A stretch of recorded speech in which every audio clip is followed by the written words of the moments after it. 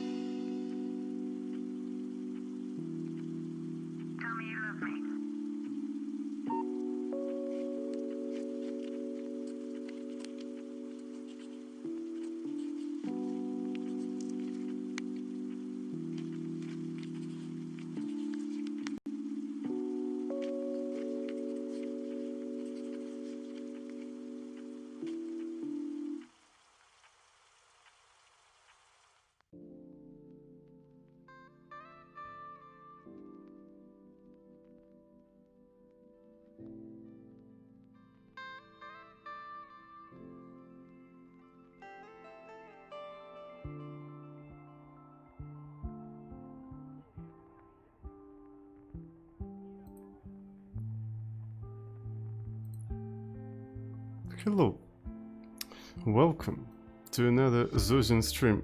How about that? Bet you didn't expect that shit to happen. It is what it is, and it isn't what it isn't. Hello, John. Hello, Zosian COS 7001 Thresh 5 Loading BG UT61 Copper Casted Akuna Akway Igudu J the Developer. J the Developer, thank you so much for 4 months of tier 1 subscription. Thank you, and welcome back to our epic Advent of Code Club. Hello, Conrad Anime. Hello, welcome.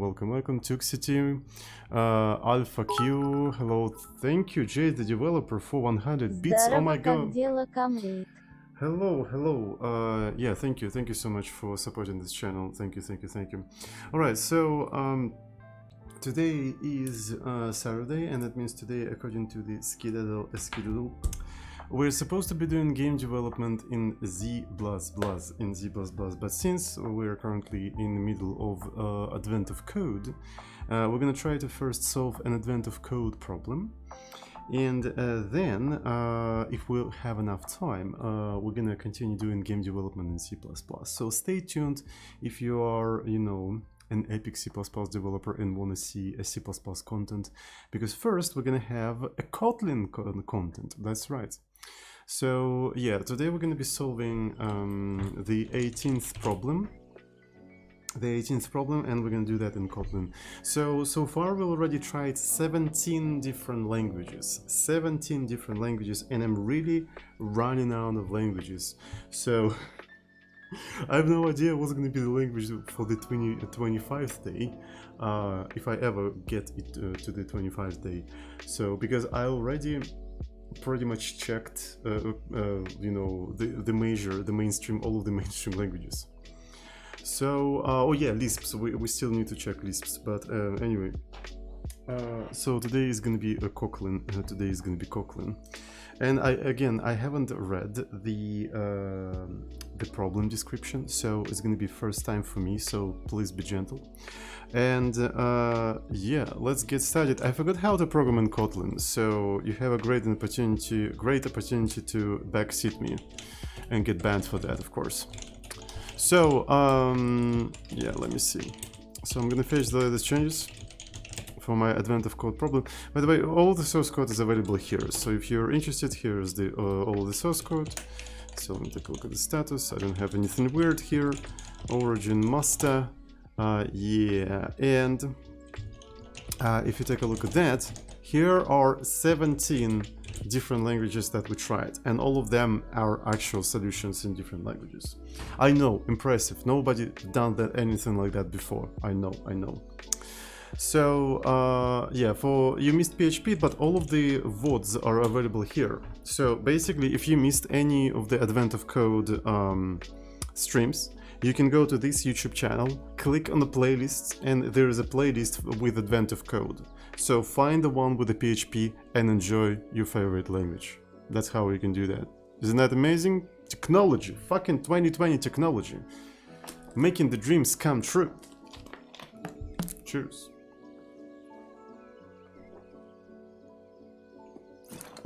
Oh. Anyways. So yeah. JavaScript when? You missed it. You fucking missed it, mate.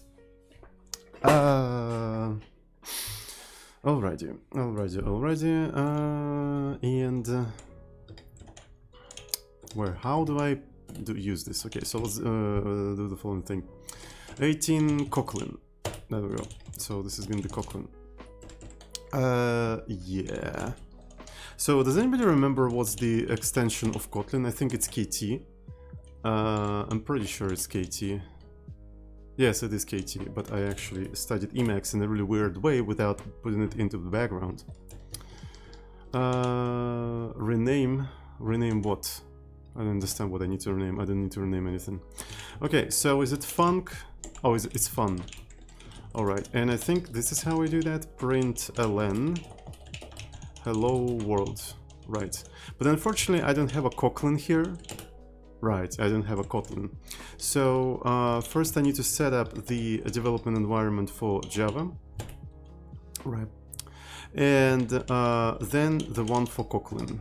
Kotlin environment. Do we have a Kotlin now? There we go. So we have a Kotlin. I think we do have it. Yay! I think we do have Kotlin. It just takes so much time to start up. I think it takes more time than Scala. Holy shit! Look at that! It actually truly takes more time than Scala. Wait. Yes. Oh my god! Like if you compare it with Scala, for example. Oh yeah, you also need to set up the worse than Scala, exactly. Scala, yeah, Scala. I think Scala is a little bit faster, like a tiny bit faster. It's still slow. Don't get me wrong. Nah, it's slow as Scala. Okay, all of them are slow. All of these goddamn JVM languages. Yeah. But at least it calculated 1 + 1 like faster. But maybe the JVM warmed up, who knows? Who knows what exactly happened there? Okay, so this is, I suppose, a hello world. And let me try to do something. So if I do Kotlin main KT Kotlin C, I think it's a Kotlin C. And if I remember correctly, you have to actually compile it properly because it doesn't include the standard library and stuff like that. So you got only one Java class which you can try to run, but if you're gonna use anything from the standard library of Kotlin, yeah, it's not gonna work at all. So we already programmed in Kotlin at some point. So I implemented a project called Cocklisp. Yeah, Cocklisp. So like a simple Lisp interpreter in Kotlin. Since then, I completely forgot how to use this language because I used it once in my life. So, but I'm gonna actually steal a couple of ideas from there, specifically the make file. Yes, I use make files to build Kotlin, and as a matter of fact, any of my JVM projects. Sorry, deal with that. It is what it is. And essentially, to be able to use the standard library of Kotlin, you're supposed to use this flag include runtime. And also the output to main.jar. So instead of a class file, it will generate you a jar, which will include the whole standard library. The whole standard library. Okay, let's try to do that. So we're gonna do main.jar, main.kt. So this is gonna be our thing. Kotlin C. So I don't think we need this thing yet. I'm gonna just do it like that. Main.kt. Include runtime. Runtime, and then the main jar. There we go. I guess that's it. So this is like a way to create the jar file, and I don't think we need this thing as well. Let's try to build all of that and see if it's gonna go. No, it doesn't work because I forgot to restart my Emacs from within the development environment. There we go. Right, because I actually set up like Kotlin environment after I ran Emacs, so it didn't have an opportunity to inherit anything from the current environment. So it is what it is. The fuck is going on?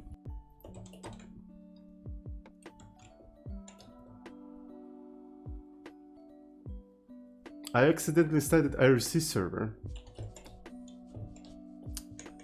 Good thing. Not IRC server, but IRC client. Good thing I was actually behind VPN, so it's totally okay. If it leaked anything, it just doesn't really fucking matter. Luckily, it was big. So Emacs is fucking dangerous. Like the problem with the IRC clients is that if you connect to a server or anything like that, it automatically fucking leaks everything, like all of the like IP addresses and everything. Anyway, so I don't know how that happened. This is not what I wanted. Like, can I just not have this command here ever? Thank you very much.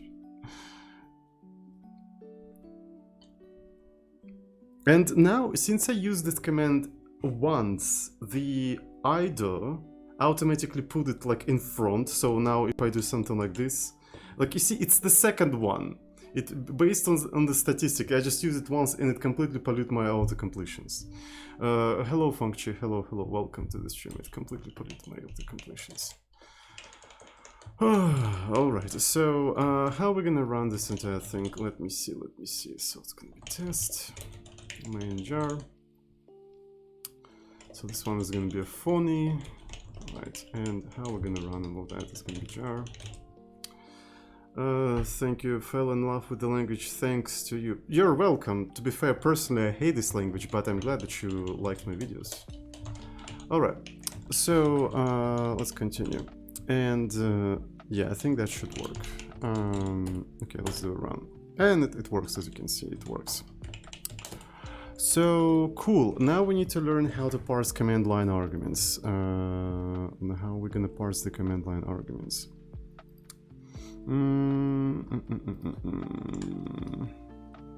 Oh, okay, so in this particular example I don't parse any command line arguments, so I'll have to Google it up. Command line args. I already forgot. Same as Scala. Ah, okay. Thank you. So it's probably something like this, and I suppose I forgot how to do arrays. Is it just array something like this? Or maybe it's array like this. I'm gonna try both and see which one works. And we'll see which one works.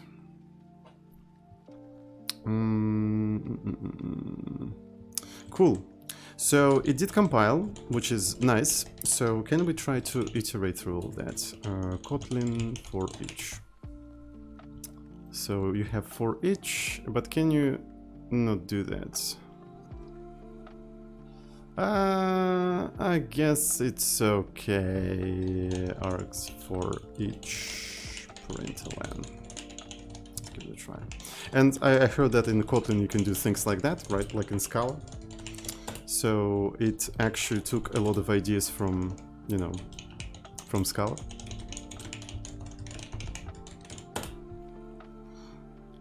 Okay,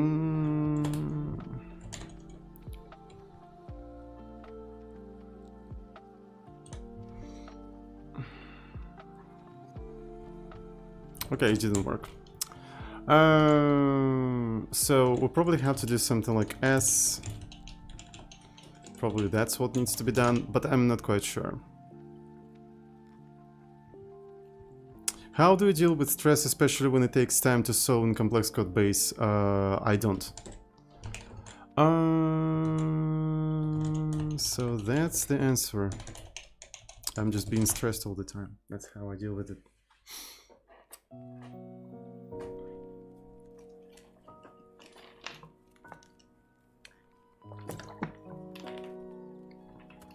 Okay, so that's cool. It doesn't include the name or anything, but overall it works. So solve file, and we're gonna accept the file path. It's gonna be string. And is there any way? What's the bottom? Does it have to do or something? I don't remember. Also, where is the search to do? No. I think it's to do. No. Yeah. Like this.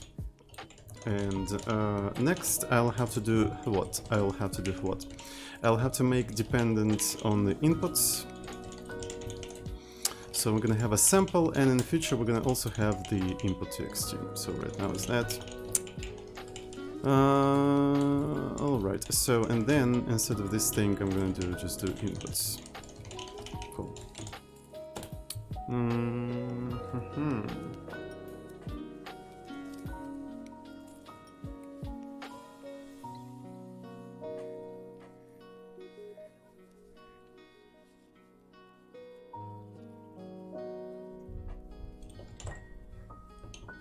Nothing return needs to be specified explicitly. Is that what you want?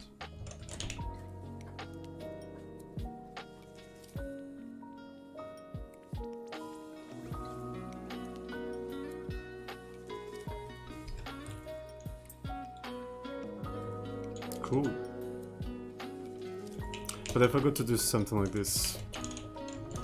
Alright, so I think I'm gonna go further, and it doesn't indent anything for some reason, and try to read the file. I forgot how do you read the file, like the whole file. I think we did something like that already. Excuse me. So you have, okay, read line, okay, Kotlin. Yeah. So I remember that we'll already try to do that, but again, I forgot how to do that. So is there a file? File IO, so there's a tutorial, source file organization, blah blah blah.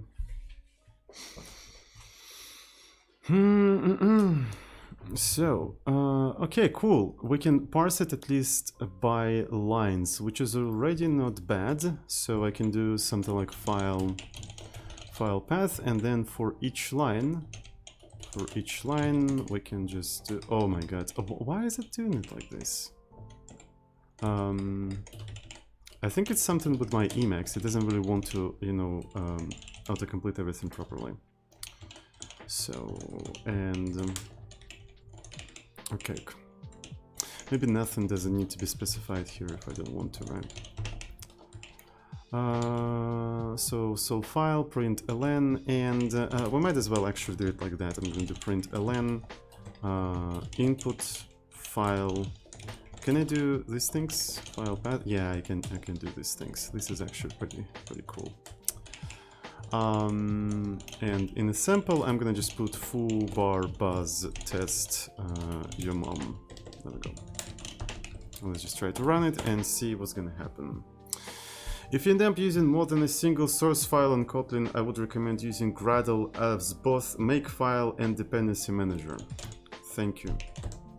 Okay, so unresolved reference to files. So we have to do something like import Kotlin IO or something, right? Is that what you do in Kotlin? I think.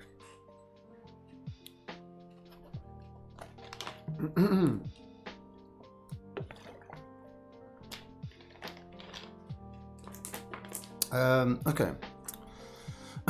Cool. Do this say what I need to import here? It's kind of funny how, yeah, I think I already complained about this tutorial. Nowhere in this tutorial they say what you need to import. Like, nowhere. And yeah, Java, IO. So, like, it's a very crappy tutorial if you don't give the complete working example. Like, it's a very crappy one.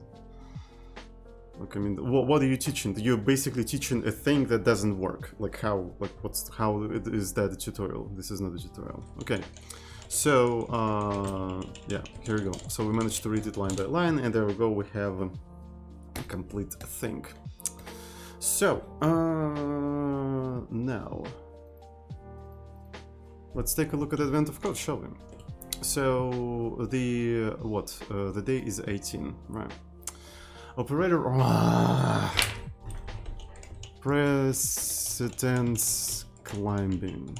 I'm just gonna prepare the Wikipedia article just in case, you know, operator precedence climbing.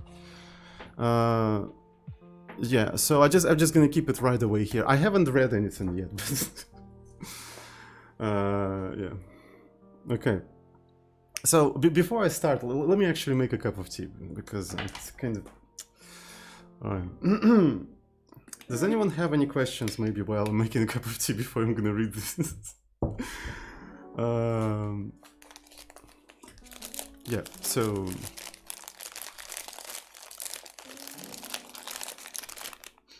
it's Earl Grey, still Earl Grey. How are you? I'm good, thank you. Finally, somebody asked. Thank you. I'm really good. How are you?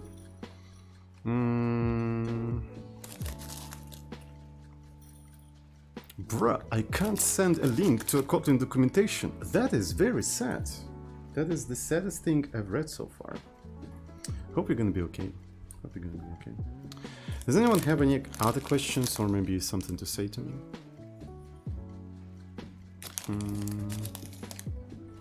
Imagine being sad in 2020, exactly. So yeah. They always ask why is studying bold, but never how is studying bold.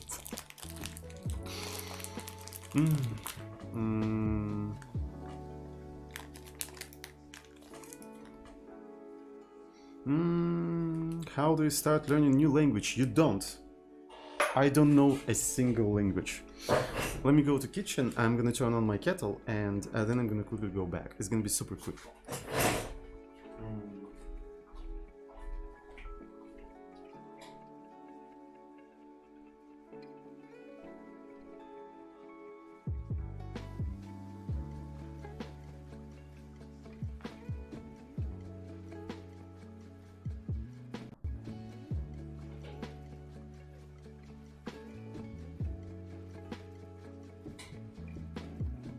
And I'm back. How about that? How about that? I'm back. How about that?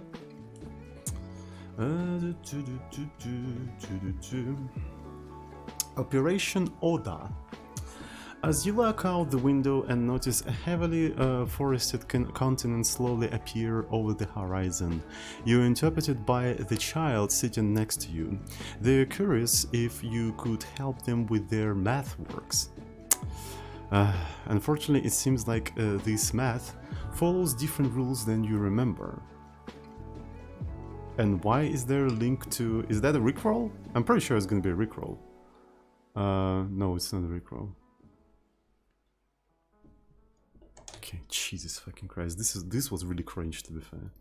Okay, the homework, your puzzle input consists of series of expressions that consist of addition, multiplication, and parentheses. Okay. Just like normal math, parentheses indicate that the expression inside must be evaluated before it can be used by the surrounding expression. Addition still finds the sum of the numbers on both sides of the operator, and multiplication still finds the product. Wait, I was actually reading and zoned out. Just like normal math, parentheses indicate that expression inside must be evaluated before it can be evaluated by surrounding expressions. Addition still finds the sum of the numbers on both sides of the operator, and multiplication still finds the product. Okay, however, the rules of operator precedences have changed. Rather than evaluating multiplication before addition, the operator have the same precedence and are evaluated left to right regardless of their order in which they appear. Part 2. Oh no, apparently I misunderstood the rules, and in fact it's the other way around. Okay. Okay. You know, classical part 2. Have changed. Rather than evaluating multiplication before, they same the precedence and evaluated left to right regardless of the order in which they appear. For example, the steps to evaluate the expression are as following. Okay.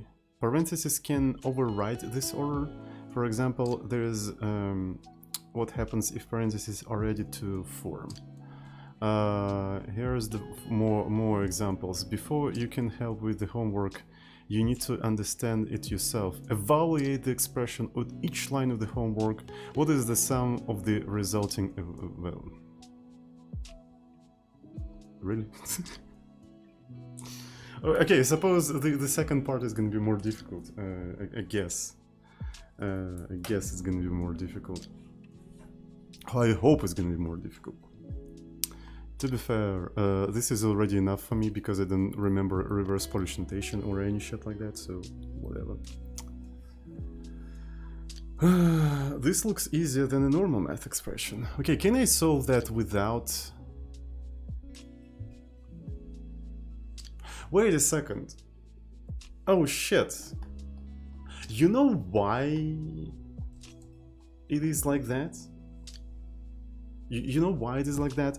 So, if the expression was, if the precedence was the same, you could have just copy-paste all of these expressions into a calculator or any programming language and evaluate them super easily without even parsing anything. But so the same precedence is needed specifically for holy sh... Wait a fucking second. Yeah, no. You cannot use eval because they have different precedents. It's not gonna work. So this plus has to happen before that one. But I'm gonna actually derail a little bit. But I think in Haskell, you can redefine the precedence of the operators. Yeah. So to one solution. Oh shit! Can I do? Okay, so let's be actually let's follow the rules. We decided that we're gonna use Kotlin. We're gonna use Kotlin. Kotlin custom operators. Operator overloading. All right. Can I? Operator int unary minus. We can essentially just, you know, come up with our own operators, right? Replace them with sed and just put them in the code. Yeah. Does it have precedence? So, okay, and fixed, these operators have fixed symbolic expressions like plus and fixed. God damn it, you cannot change the precedence. Okay, so we'll have to suffer in Kotlin. So in Kotlin, yeah. God damn. But I think you can do that in Scala. I think you can specify the precedence in Scala. I should have actually used Kotlin yesterday and Scala today. It would be so fucking easy. Oh.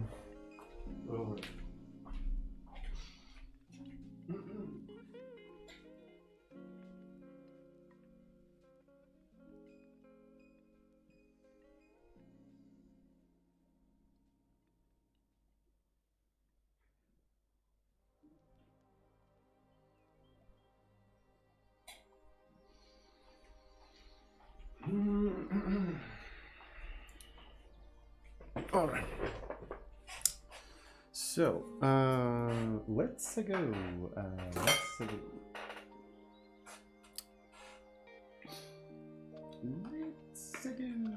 So maybe I'm gonna implement the dumbest algorithm.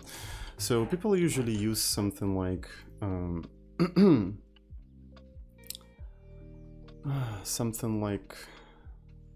reverse Polish notation to parse these things. But I can never remember how to use it. Maybe I'm gonna just implement like the dumbest thing, like for example here, right? A very dumb thing. And yeah, the parsing should be actually pretty straightforward. The parsing should be pretty straightforward. So, did I save the input? No, I didn't save the input. Let's actually go ahead and do that. So we're gonna start with the sample, right? We're gonna start with the sample. To be fair, like I don't wanna cheat or anything. Let's implement like an actual parser of the expressions and essentially interpret the AST. So I think that would be interesting to do something like that. What do you guys think? What do you guys think? So we have like different tokens and shit. So we're gonna have a token number and a token plus and a token multiplication and you know, something like this. So here is another example, right? So here is another one. Okay, so and then we can put something like that.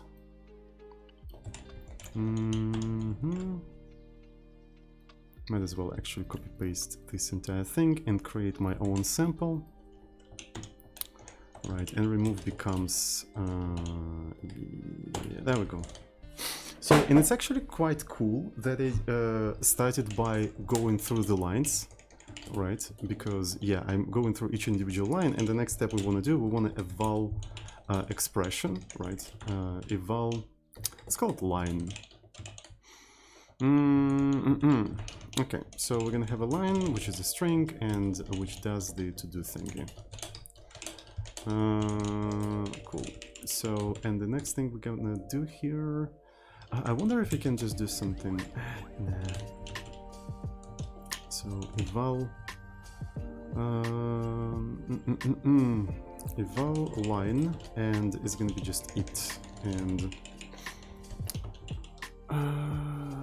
so the result has to be an integer, right? So you put it as int, if I remember correctly. Is the int a type in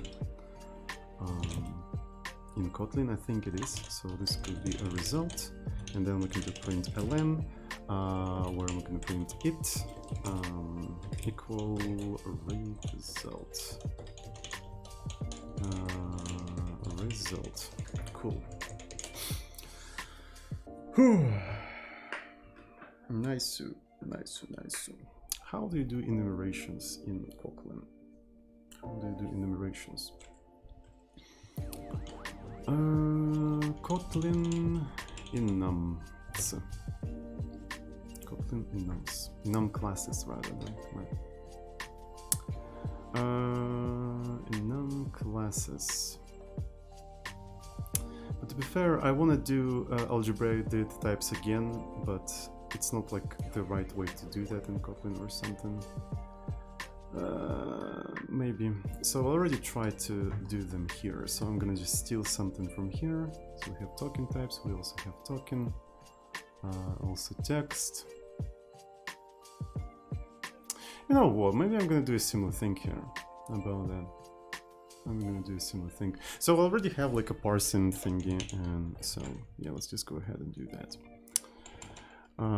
To be fair, like I'm afraid that maybe the second part will require you to do some transformations on the expression, right? And because of that, maybe it would be nice to have AST, but I think it's like, you know, worrying about that, it's not really a good idea, right? So, does anyone wants a tea?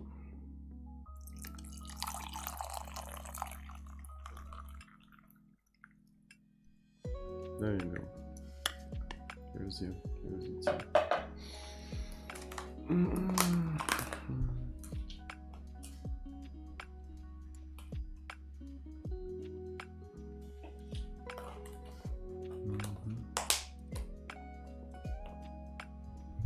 Why not just do the recursive solution as the expressions are pretty small? Why do you think I'm not doing a recursive solution?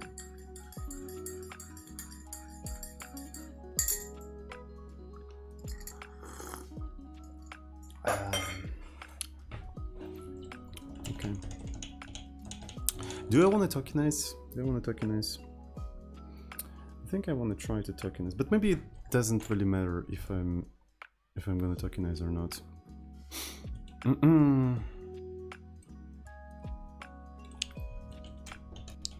Okay.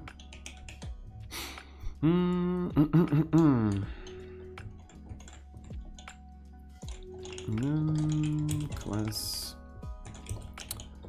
token type, and there we go. So what we're gonna have here is open parent, close parent.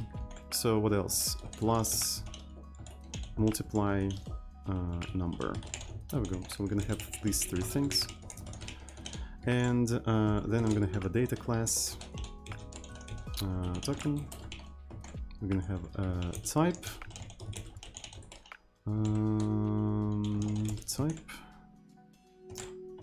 and we're gonna have a text, and then this is how we're gonna convert all of this. So let's implement the tokenizer. So tokenizer is gonna take the string. Actually, I made it a method of string, so to make it a little bit more convenient. So I'm looking at my previous code because I don't remember how to use Kotlin. Like, this is my second time using Kotlin, and I'm just looking up some things that I did before. I really like the pattern of building strings. What about subtract and divide? That's a good question. We haven't learned how to subtract and divide in the university. That's why I'm not doing it. People are asking such nice questions today. It's very interesting. I really like these smart and very well thought questions.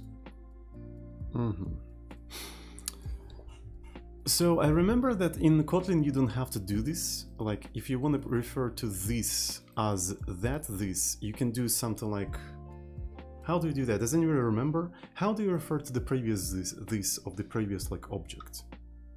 Is that a thing you can do? Does anyone know? Does anyone remember? Field, is that how we do that? This at scope name, this at something, and what I put something, as I already said, specifically I have a string, right? So if I have a string here, is this at string? Because at something doesn't tell me anything. Right. Okay, so whatever.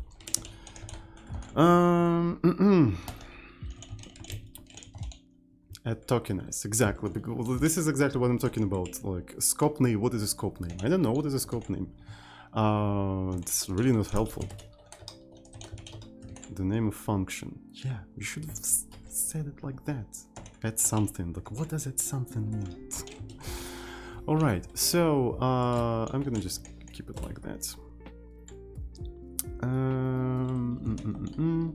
So here's the input, and this add tokenize trim start.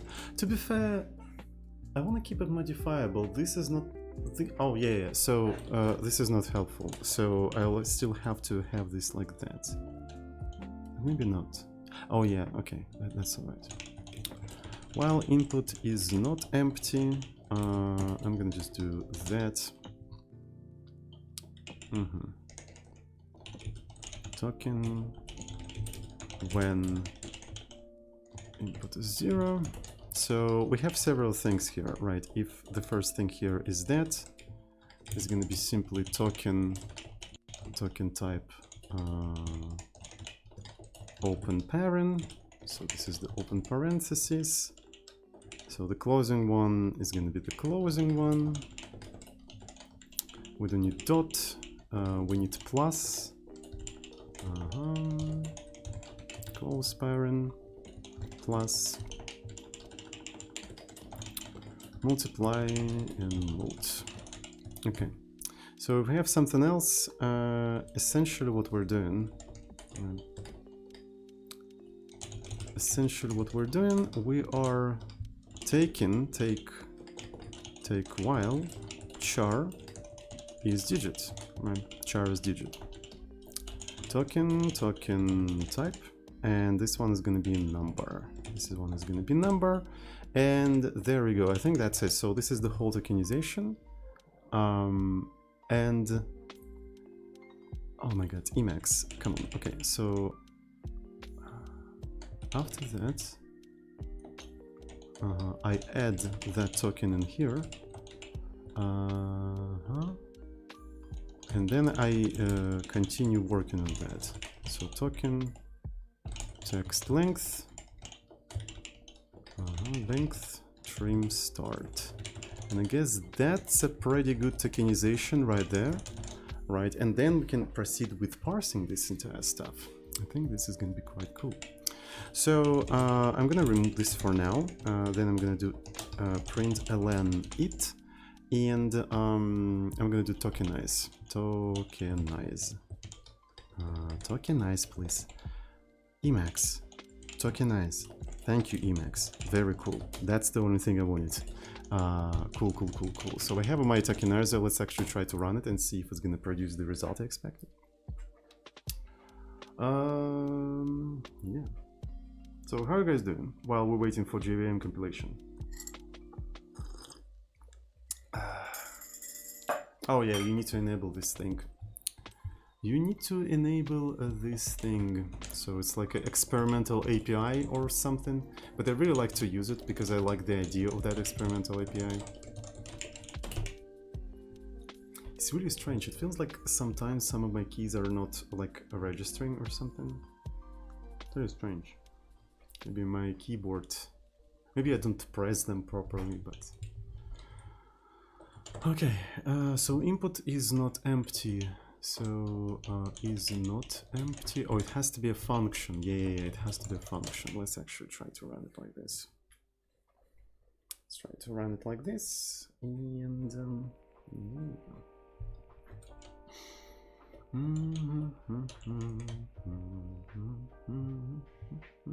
would you look at that? We've got the tokens. Isn't that amazing? Isn't that amazing? I think it's pretty good and amazing.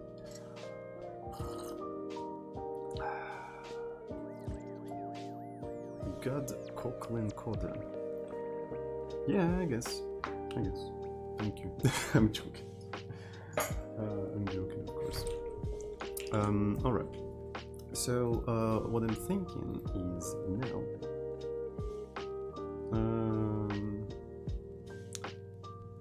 We need to evaluate this entire thing, right? So we could start like parsing, right? We could start like parsing to AST, but I think, yeah, I think we can try to evaluate the list of tokens right away. We can try to evaluate it right away.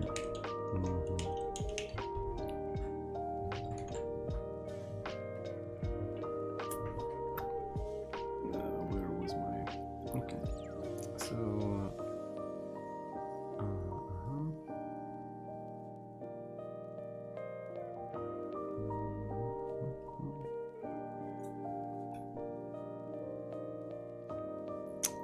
Why I'm not trusted?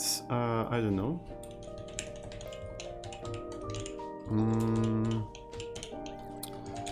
So, yeah, let's actually do not eval tokens, right? So let's accept tokens and list of those tokens, and maybe we're gonna take an integer, right? I'm gonna accept an integer, and we know for sure that the expressions are correct.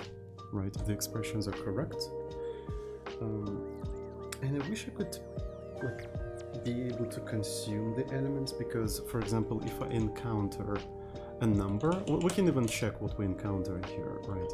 So can I take like tokens 0, right, token 0, and do when on them? I probably can. So, and I want to just, actually not tokens 0, but tokens type. So here I could check for token type being open parent, and if it's open parent, yeah, I would try to keep evaluating the expression. But at the same time, how can I have a modifiable list from which I can like push the elements out of? Is it even possible somehow? Yeah, I'm not sure if I express myself correctly, but let me try to do that. So I'm gonna create like a separate entry point. Mutable list of. Yeah, maybe mutable list of is gonna be okay, but maybe not. We can always like make it in a style that it returns like int plus the rest of the tokens that it didn't finish to consume, and that way it might be going to be a little bit easier. Yeah, I think we can do it like that. Right, so I think we can do it like that.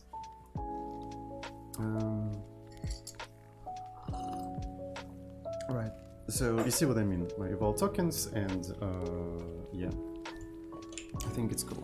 I think it's cool. And now, so how do I do head? How do I do head? So when I parsed here, parse list. Yeah, I can literally do first. Okay, that is nice. So I have all the operation like drop one first, and you know, as usual, when tokens first, right? And we can try to do something like type, right? So something like first. Do you even have a single number expressions?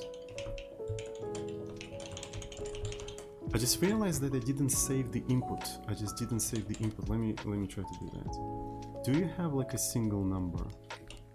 Yes, no, you don't. I don't think there are single numbers here. Yeah, I don't think so. Hello, Crazy Wolf. Welcome to the stream. How are you doing? Welcome, welcome, welcome. So, and when I do when,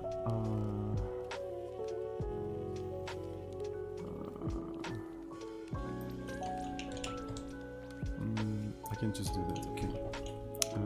Token type.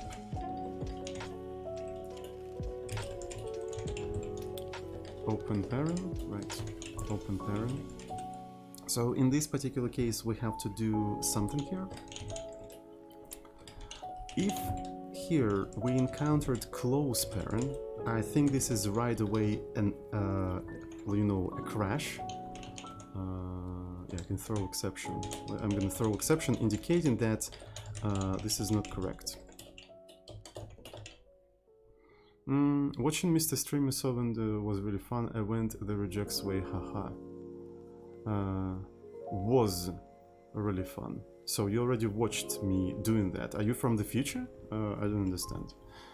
Okay, so exception, unexpected token, and can I do something like that? I wanna try to access like this thing here as text. Right, this is what I want to do. But unfortunately, Kotlin does not allow you to do something like that, right? You cannot do things like that. You cannot... Or can you do things like that? Apparently you can. Alright, unexpected token then. Okay, nice. So token type, so close parent, open parent, and we have, for example, plus. By the way, is there any way to do like a fall through in when? Right, if I have several such situations, like something like that. How do I say, okay, in this, and this fail? How can I do that? Does anyone know? Any professional Kotlin developers, like use comma. Okay, you're very helpful. Kotlin when several options.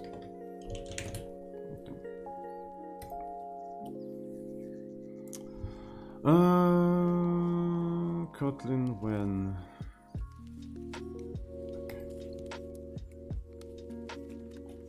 you do it like that, cool.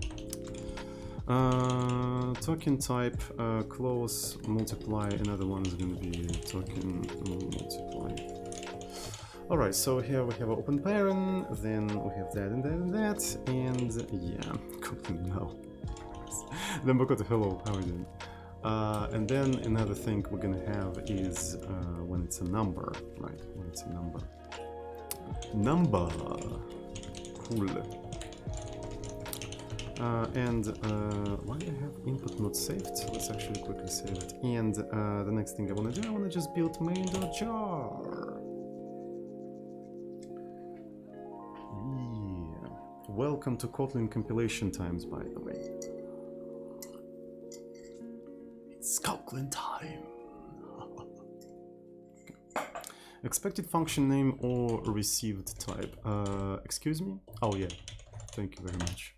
And now I have to wait another 10 minutes. Look. Is it even possible to find job in Kotlin? So I can just do nothing and drink coffee all day waiting for the compilation to finish. That would be actually kind of cool, I think. To be fair, I'm starting to miss like being paid for drinking coffee. It was so nice back in the days. Kotlin equals Android dev. But I'm developing not an Android application. Hello, Lager from Russia, by the way, welcome. In JetBrains company, okay. JetBrains company didn't like me, so I'm probably not gonna go there. Yeah. Okay. So here is the open parent, right? So here is the open parent.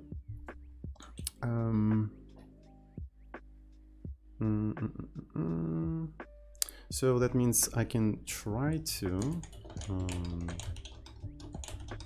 eval tokens, right? And basically drop one. So I'm trying to evaluate the next expression there. I'm evaluating the next expression there. And afterwards I need to save it. So this is going to be some sort of a result. It has to be a pair and whatnot. And by the way, how do you access the elements of the pair? Let me find Kotlin pair. Oh, DevOps to configure TeamCity. So nobody except JetBrains uses Kotlin. Okay, it's literally first and second. Cool. And then if result second first type not equal to token type close parent. So you see what I'm doing here? Essentially, you detect open parentheses, you drop that open parenthesis and you evaluate expression, and after evaluating expression, the only thing that has to be left is close parent. And this is what we're checking here. If it's not that, right, if it's not that, we have to throw an exception, right? Throw an exception. If I understand correctly, of course. I'm not really really proficient in parsing. Unexpected token this thing, we can do something like that. Text expected close parent, right? Expected this. This is how we're gonna say that. And afterwards, I forgot. Emacs is doing something strange. Okay. Oh, I see. Okay, Emacs is freaking out because I have this parent. Oh my god. Emacs is freaking out because I have this unbalanced parent inside of a string literal.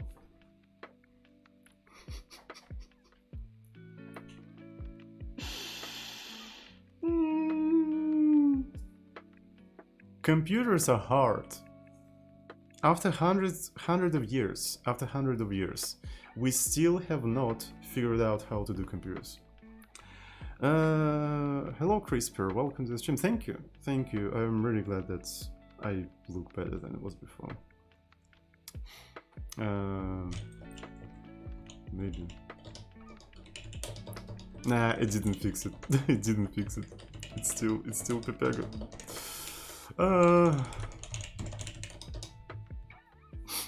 So sad. God fucking damn it. 2020! So, when did we start developing programs? We started to develop programs like around 50s or even like 40s. Like humanity started the program like quite a while ago, almost like 100 years.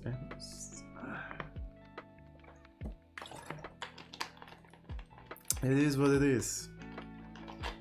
Is this what Emacs is? Yes! Horrible, horrible editor. Why people still use it, am I right? Why people still use Emacs? Switch to Vim already. God fucking damn it. Anyways, so what we need to return here, by the way, is a pair with the result first, but the this thing second. But we need to drop one here. There we go. So this is how it's gonna go. This is how it's gonna go. What?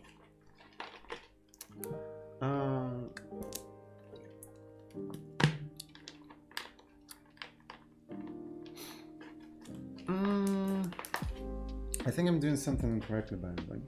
I think I'm doing something incorrectly.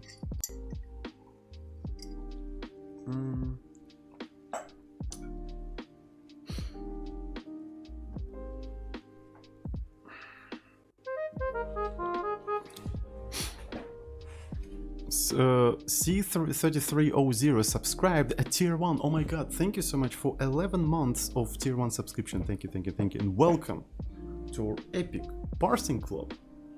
How about that? How about that? Okay. So,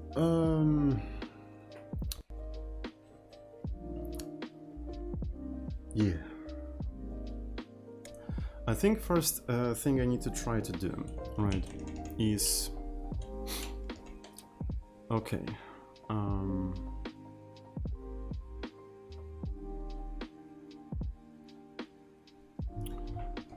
really confused. So expression equal to expression.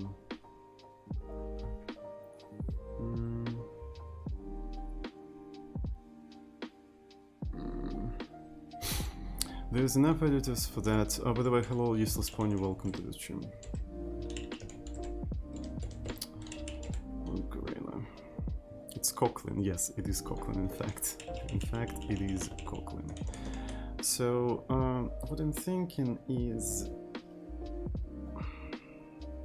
I remember there was like a better solution, but...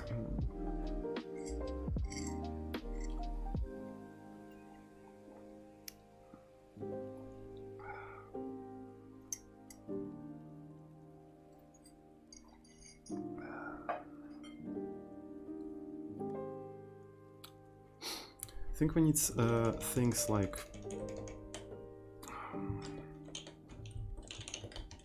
eval plus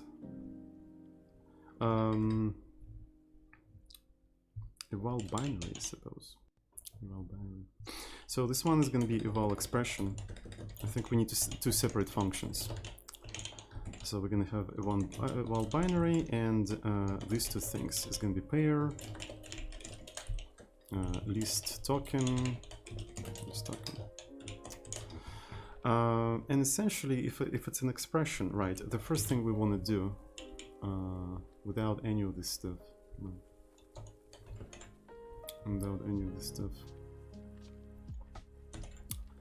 is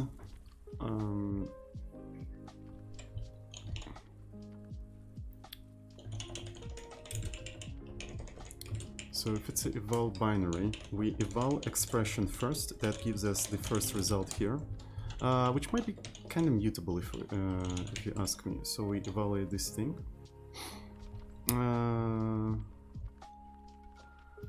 What is going on in the chat? Are you guys okay? I hope everything's okay.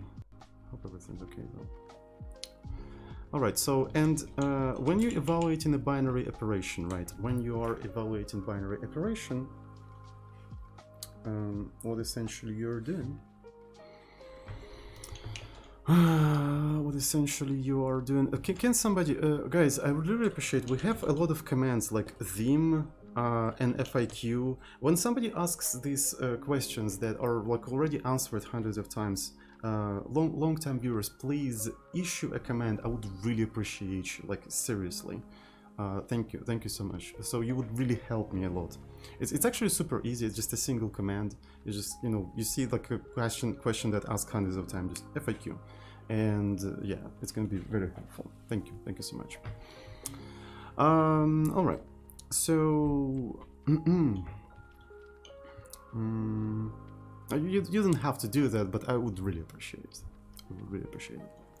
All right, so if we evaluate the expression, right? So we have two situations, is when the result second is actually empty, right? So I think you have to do it like that. If it's empty, maybe even not empty. If it's not empty, you have to continue doing this thing. If it is empty, all right, we can right away return this result, right? We can right away return this result. So we can call it like a left result, maybe it would be even better. Left result, and you can just do left result. Then we want to take a look at this thing, right, at the rest of the input, right, at the rest of the input. And the rest of the input, it's not empty. We know for sure it's not empty, so that means if I take, was it first? I think it was first, right? And I take a look at the type of it, I only expect like a handful of things. I specifically only expect type token type plus, right, token type plus, or token type minus, right? Token type minus, not minus, but multiplication, right? Minus, all right. So,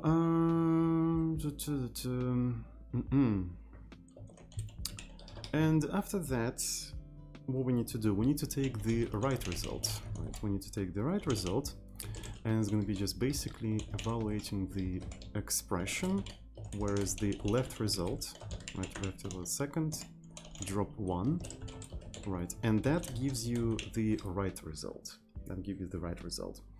And after that, depending on what kind of operator you have here, you're gonna sum them up, right? You're gonna essentially sum them up.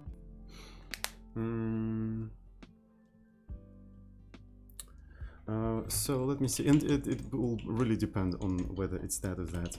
So it will require another when, which makes me kind of sad that I have to do that, but I don't really have like other choice. I think I'll have to duplicate this thing.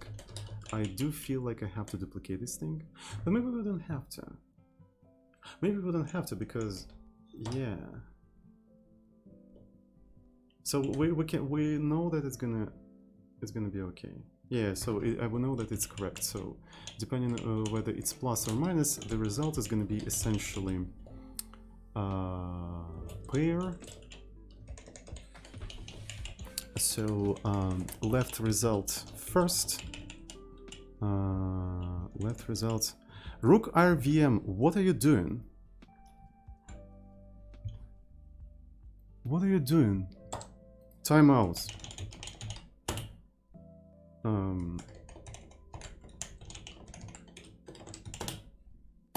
All right. So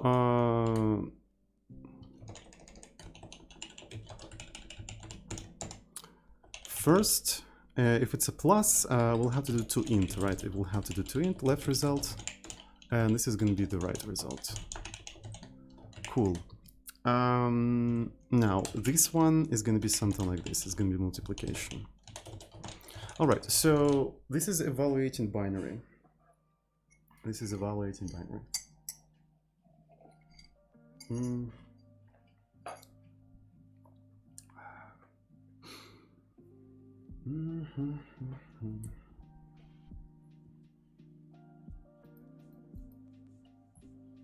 I guess that's it. I guess that's it. So this should work quite well. And then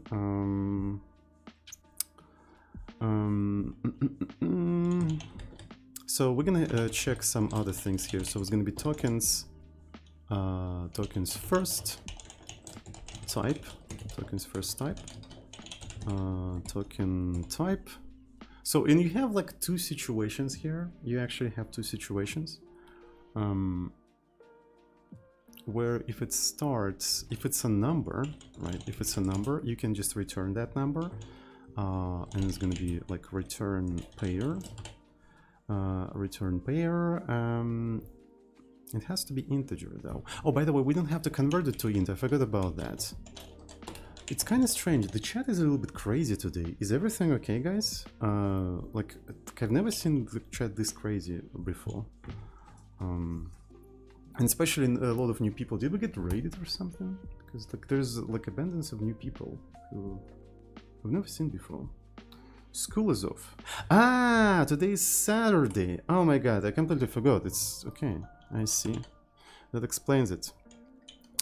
That explains it. Thank you so much. So first is gonna be that thing, and it's gonna be to int, and then we'll have to take tokens and just drop one. I just realized that I'm programming in a very like functional way. Oh, many new friends, and you told us to answer with bot comments. I see. that explains it. That explains it. All right. So if it's not a number, I guess it has to be something like token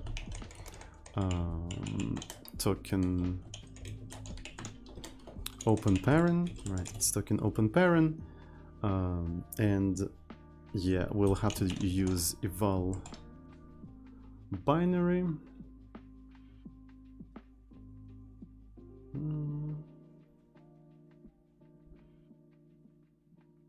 This one is interesting, actually, right? If it's just a single, and you will have to use eval. Okay, that explains it. So open parent eval binary tokens drop. Yeah, tokens drop 1. So that gives you that, and you'll have some sort of a result here. Yep. Some sort of a result. Yeah, by the way, why Kotlin is so hyped up? Like, I don't really understand. Seriously, like it's a... one day a Zoomer success of tuning will appear. Is it? Well, I mean, every time I stream Kotlin, like, there's a lot of Zoomers, like, screaming around about Kotlin something in Android development. It's just really strange to me, but yeah. Okay. It's a better alternative to Java, I guess. We had dozens of better alternatives to Java in the past 10 years. This is not the reason. So, okay. So this is the result, and so open parent. So, which means that we also have to be a little bit careful. If result second first type,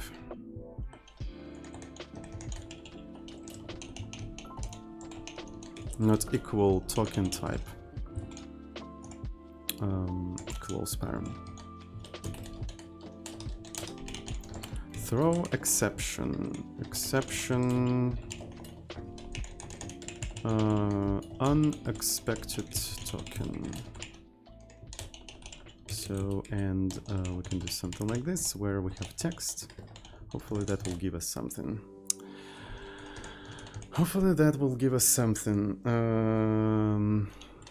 And after that, the result is essentially gonna be, we don't probably even have to do a return, we can do something like pair. So we can then take the tokens, actually result second drop 1. And the value that we want to return, in fact, is gonna be result first. Don't forget the language that Sajin will be using this month. Excuse me? What is this question? I'm not participating in Advent of Code, okay? I don't know what you guys are talking about. I think Advent of Code is a waste of time, so that's why I'm not participating in it. So yeah, this is what I wanted to do. So first text to int, and then we drop that. If it's that, we do the binary. For any other case else, we can do something like unexpected token. Right, and we can explain what exactly we expected. Expected number or open parent, right? I can even type them like this. Okay. And in here, we can also specify that we didn't expect something, right? So unexpected token. This one is going to be something like this. But this one is going to be slightly different.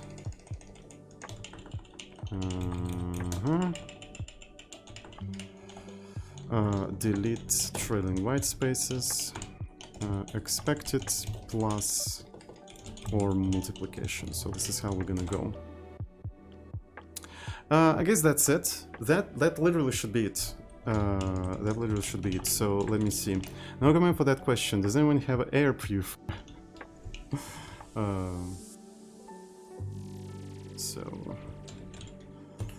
Let's try to build this entire thing and see how... have you tried Swift? No, I don't have a Mac OS, I'm sorry. If you buy me a MacBook, I can try Swift. Here's the deal. Okay, I think it's actually a 5-head move. I'm gonna try Swift if somebody sends me a MacBook. Send me a MacBook and I'm gonna try Swift. I'm not even joking. If you do that, I'm gonna try it. No value parameter, write result.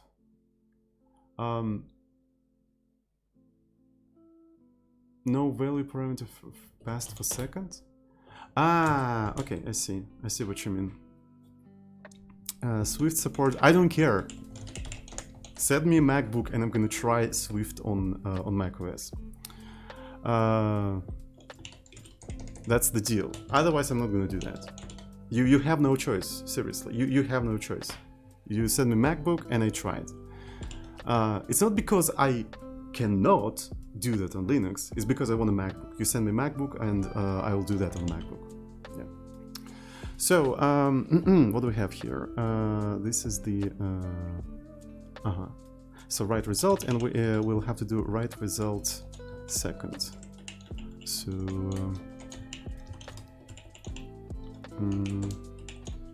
just give us your address, we will send one, yeah. Maybe I should need to set up like a PO box or something, but I don't know how to do that in Russia, to be fair. And in Russia it's a huge pain in the ass though.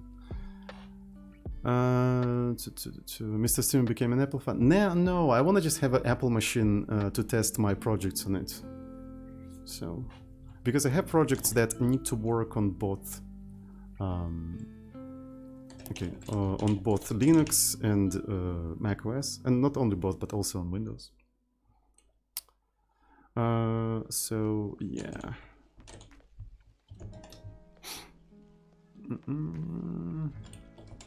Cool. So what do we have here? Unresolved reference result. So in this particular case, it has to be tokens first, and then we're gonna do.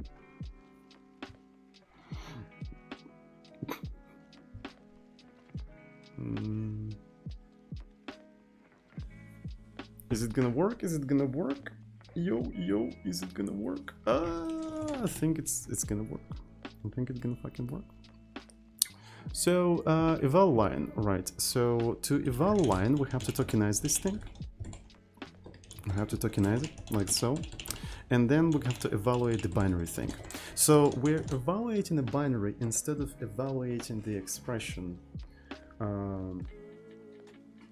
Because if you don't have the second thing, it's still gonna work. So it doesn't fucking matter. And after that, I'm gonna do it like that. Yeah, there we go. At least it compiles. Hopefully it's not gonna, you know, go into infinite recursion or something.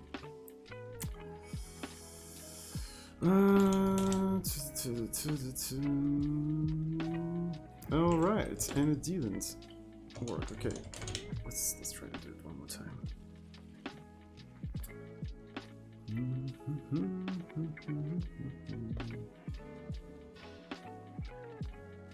Still does not compile because I have to return this as well.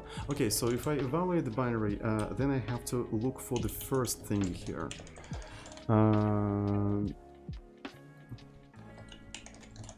Already got debated into subscribing 2 years ago.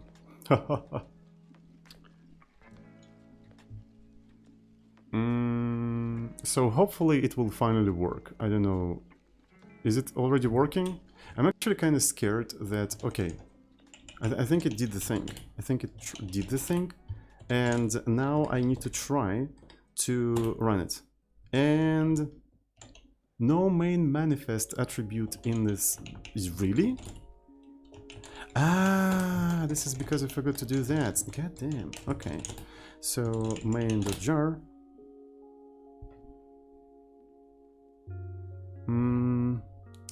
Just a second. I'm a little bit curious.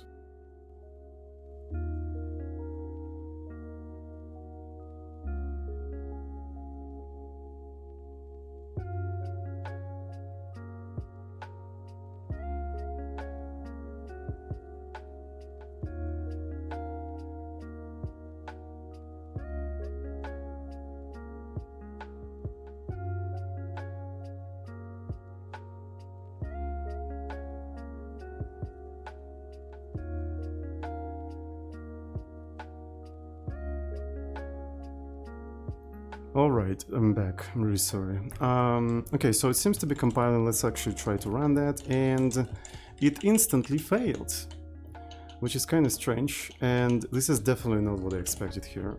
Probably because I don't know why. But it failed with an expected token plus, but for which? It didn't even manage to print anything, unfortunately. Didn't even manage to print, but I want to print the expression on which it, you know, happened. So, and this is how I'm gonna do that then. So I'm gonna do it like that. So here's the it, and there we go. Can I just do print? That would be actually kind of cool. Yeah, you know what? Let's actually do print it, and then print eval line it. Let's see what's gonna happen.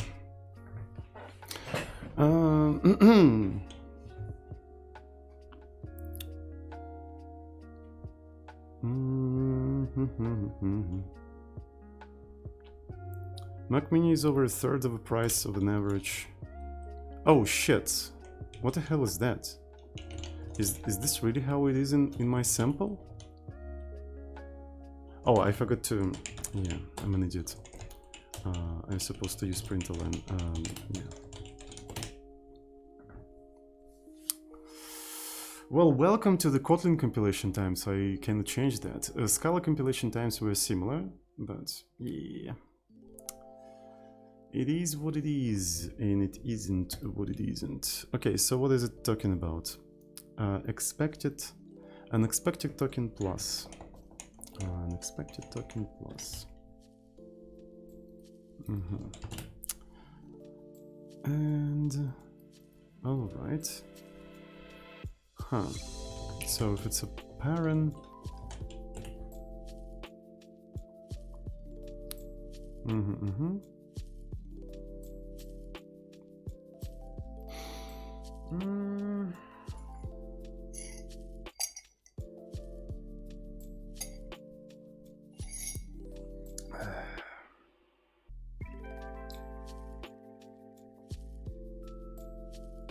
I think I'm overcomplicating it. I think I'm definitely overcomplicating it. So, I'm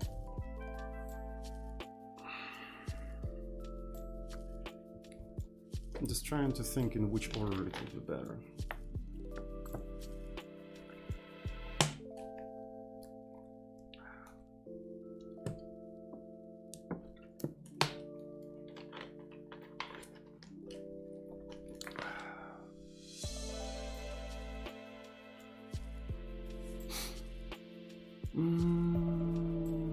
It compiled in... Okay.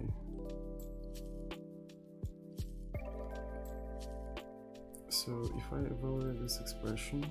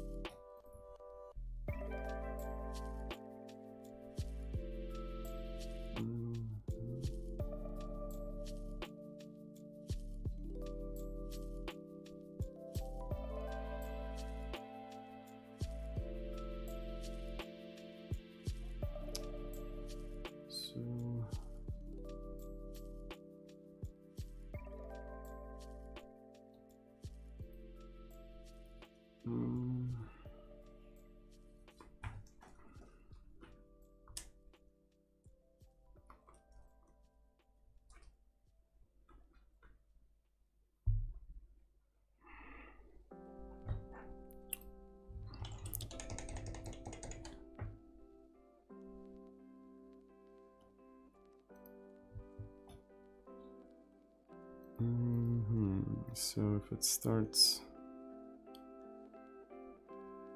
with that,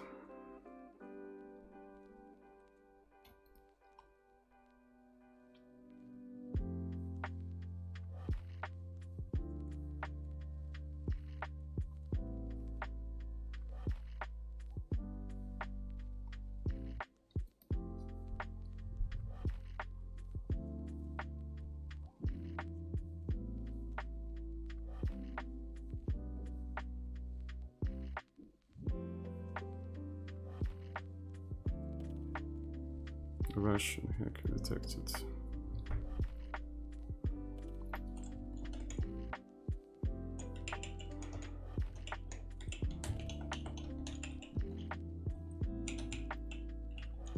So here we have these two expressions, and if it starts with a number, we might as well do something like this.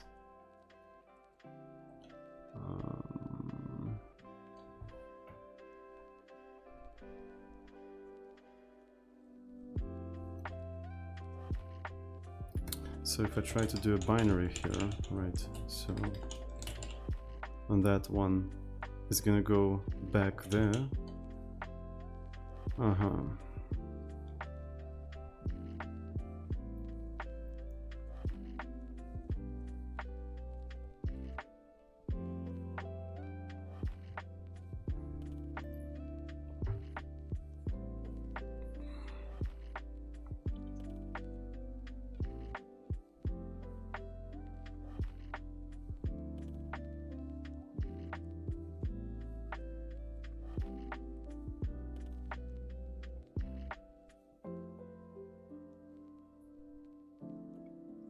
Add the expression, and that is okay. So this is exactly what I do. Number.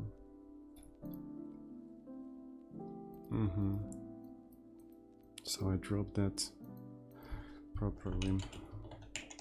So what's wrong about this one? This one then. It went up until here, then yeah, it encountered that. And it's completely incorrect, so we have to do binary. So doing binary number here worked correctly, but then it sort of didn't. And first of all, why I didn't do anything properly? So it has to do +2, then multiply by 3. Then +4, then multiply by 5, then +6, and of course it's not what it's supposed to be, right? It's not what it's supposed to be.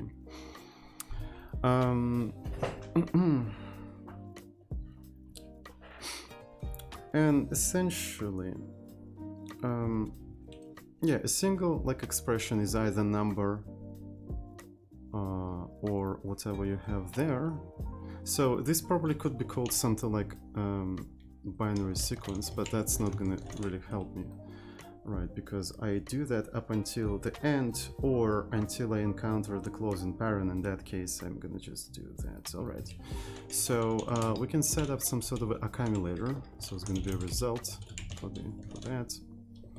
And also we can set up some sort of input like of the tokens. So because we're gonna be keep modifying them, and yeah, so that's how it's gonna go. While input is not empty, right? Is not empty, and input it has to be a function. I think input first type is not equal to token type. Close parent, token type close parent. That's exactly what we're doing here. First of all, I think we need to try to parse. Yeah. So we need to try to parse this thing. So result is going to be the following: eval expression. So we're evaluating this expression. So this could be accumulator. So maybe I don't need a semicolons. So this is the tokens, evaluate this expression, and that's what it becomes. Result.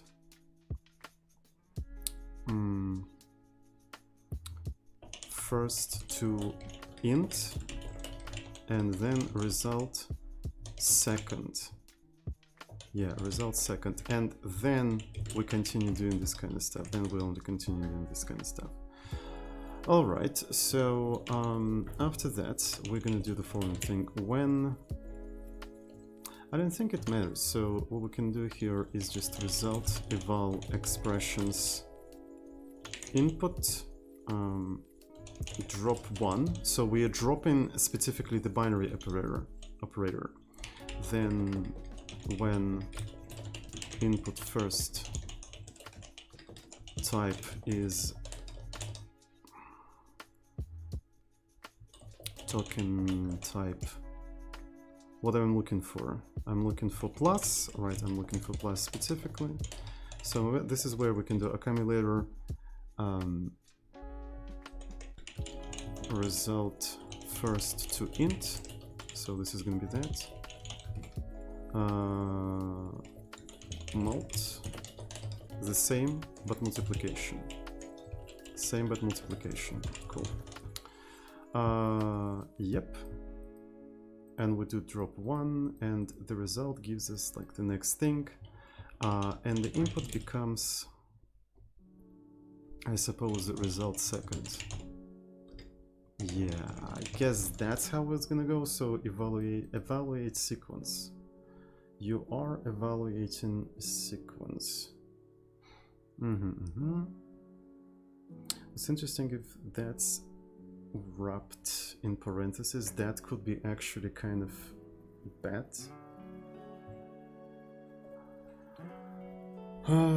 But I suppose they are not. I suppose they are not.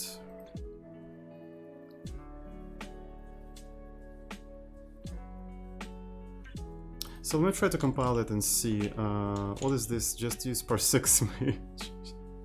I probably don't even need to do like any other parsing.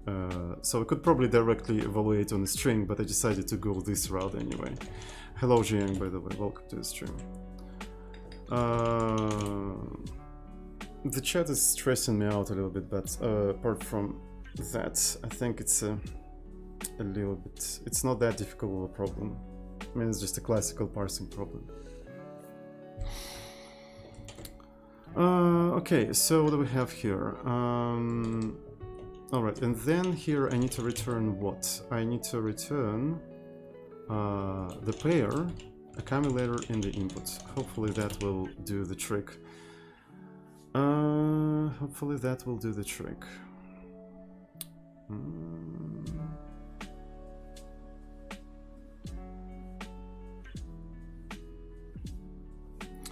It's not that chat really stressing me out, it's just it's moving so fast. I'm afraid that I'm gonna miss something MongoDB and at the same time I need to think about parsing and like recurrent expressions, and just stressing me out a little bit, just a little bit. So nothing too much, so everything's okay.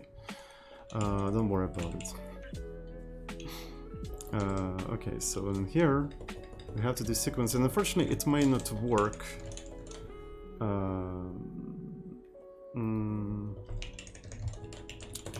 Hello, Jeroen. Welcome, welcome.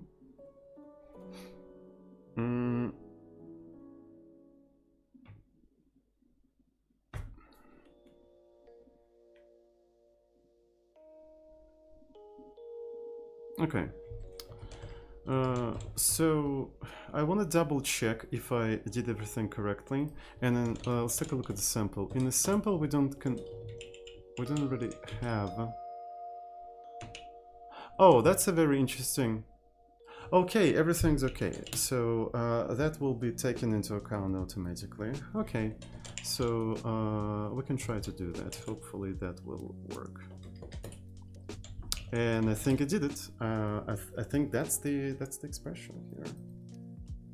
Yeah. So this is definitely 71. We can check that one though. We can check that one. So 1 plus 2 multiplied by 3 plus plus 4 multiplied by 5 plus 6. And why am I doing it here? I think I'm kind of a not very smart person.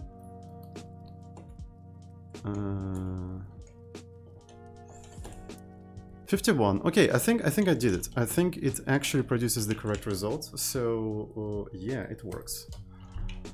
I think it is in fact working. So what was the question in the problem here? Evaluate the expression on each line. What is the sum of the resulting values? Okay, let's try to do that. So when we evaluate that thing, so it's going to be accumulator 0, and we're going to essentially do accumulator plus eval line it. All right, and then I'm going to try to do that.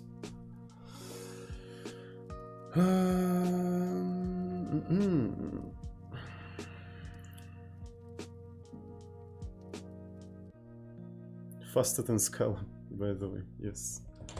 Yeah, it has to be like this. But maybe. Okay, so you can have for each line, but can I get lines as a list? Right. Is it even possible? File your tutorials. I think that would be actually kind of cool. Lines. I think it's read lines, right? Is it read lines? And that gives me the list, which I can probably map. Right. Can I do map? To multiple map. This is really not convenient thing. So this is for each line. Alright, so I think I'm not gonna try to do that. I'm gonna just do it like that. So I want you to do it in a functional way, but obviously Kotlin doesn't really help with functional approaches. So how slow is it on actually big projects? Well, on actually big projects, people have faster computers. So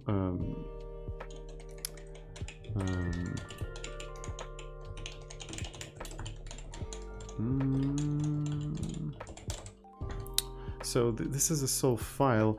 I might as well do something like part 1, right, where I accept the file path as well, right, string. And we can try to do something like this, where we're gonna also return this thing. And this can be like this.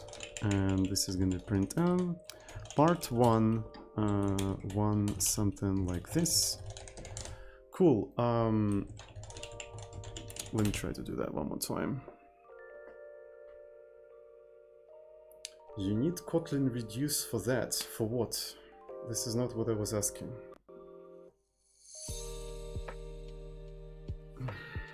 Okay, unresolved. Part 1.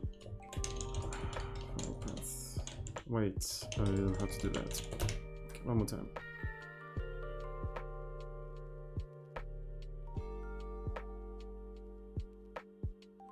Thank you, Kiazot. I don't know how to pronounce the nickname, but thank you.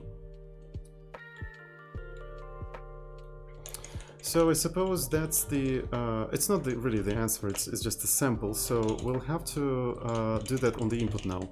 I want to remove the whole input just in case and re-download it one more time. Alright, I'm just gonna put it here. Alrighty, and now let's also include this entire stuff into the input.txt, and there we go. So yay, over fucking flow. Okay, int long.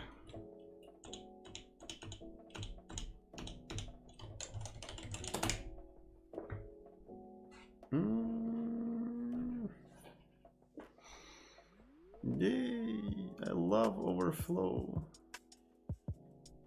Overflow is my favorite. Oh, Okay, so but the val line. Oh, I'm supposed to do it like that. Okay, so it inferred integer because it didn't have L.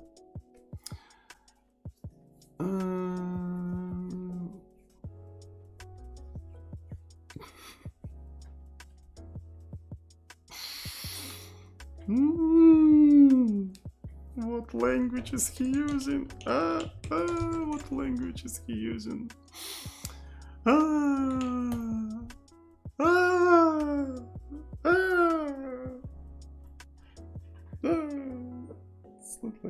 It's not like in the title or anything. Imagine like putting the name of the language in the title and people still asking. Oh my god. First try, by the way, motherfucker. Yes. First try.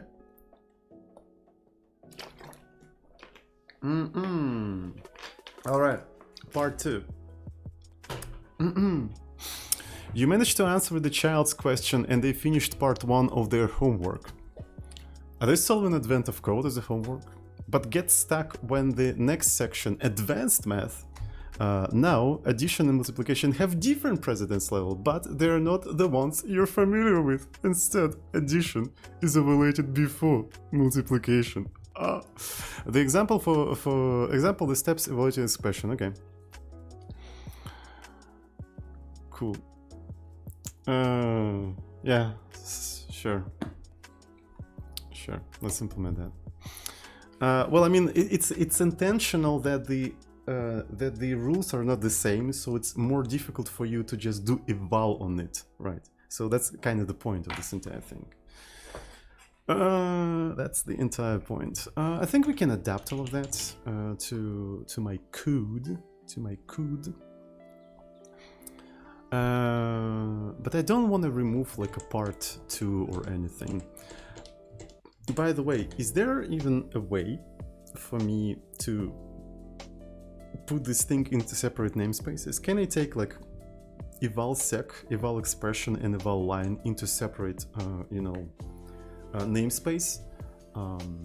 I think I can try to do that by doing object, right? Let me try to do that. So tokenization is going to be the same for everyone, but then I can do object part 1, right? And this is where we're going to keep all of that. I'm going to include this thing here, and this thing here, and here's my object part 1. So object is going to act like a separate namespace.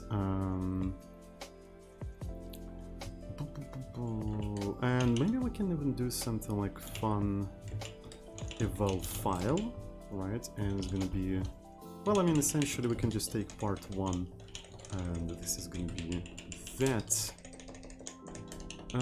eval file. So we're going to do solve file, and instead of that here, it's going to be eval file. Fun eval. Yeah. Okay. So I'm pretty sure my solution is too complicated. You could probably do something like in a more simple way, but no fun on the dev. Yeah. Sounds like a chat in like, you know, Dota 2 or something. No fun, only dev. Okay, so everyone stop having fun, we need to defend. Alright, object part 2. So this is what we're gonna have here. Sounds like Twitch, yeah. And I think I can, you know, evaluate this thing here. Can I? So essentially, how we achieve that?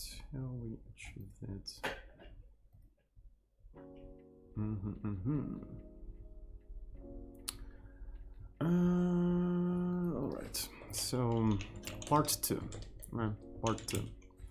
So maybe I'm gonna even put that in the title. Part 2. I'm already doing part 2. Isn't that amazing? Isn't that amazing? I think it's goddamn amazing, bro. Eval file. File path string. To be fair, I can just copy paste this entire stuff, like eval file is just that. It's just that. And then we're gonna have a part 2, and this is gonna be the part 2. Not even part 3, I mean, part 2 was not that good enough. Wasn't good enough to create part 2, so that's probably why. That is probably why. So the next thing, we'll have to evaluate the line. But evaluating the line will require tokenization, right? It will require tokenization. But then we're gonna start by evaluating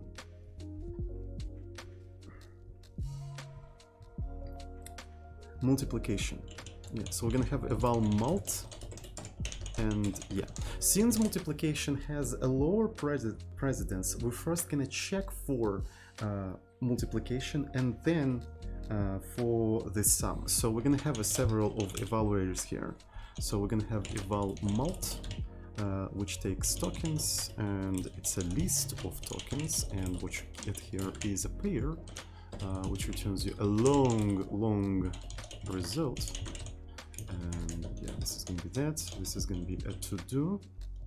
All right, and then we're gonna have another one, eval plus tokens list. Enjoy for last days of freedom. Is senpai. I'm pretty sure word senpai is also gonna be banned soon. So yeah, enjoy that word while you can. I'm pretty sure it's gonna be banned soon as well. Okay, and another thing we need here is probably fun eval expression. We can call it primary. I think I'm gonna go with primary this time.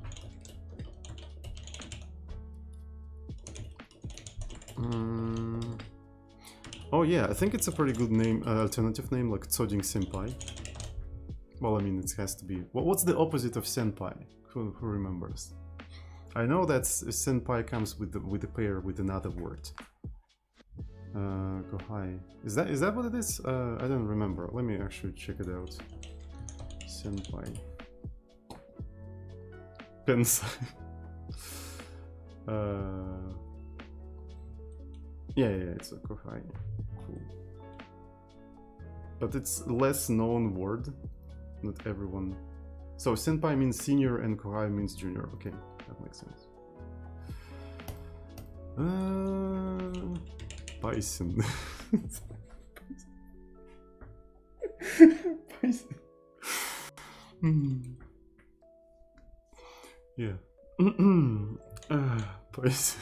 Why is it so funny? Oh, I'm sorry. Anyway, so we're doing that. Token. Okay, so this is the primary, and then we're gonna just do to-do. By the way, is there any news on Forcing and when he's gonna get unbanned? Because he was just suspended, so that means there is a chance that he will come back, but does anyone know?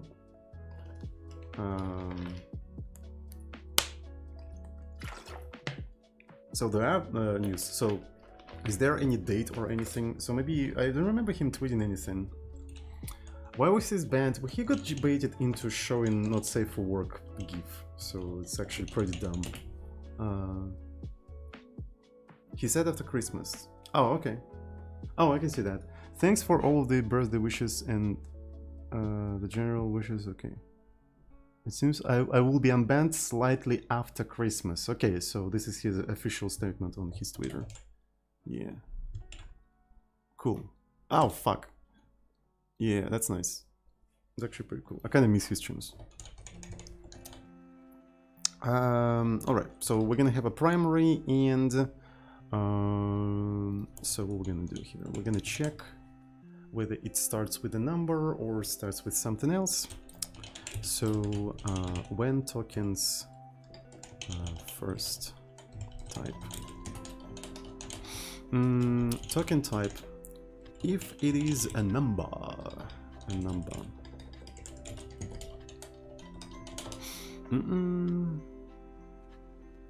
He'll have to buy cigarettes. I mean, snus, you mean? In the case of Forcing, it's gonna be snus. Cigarettes, yeah.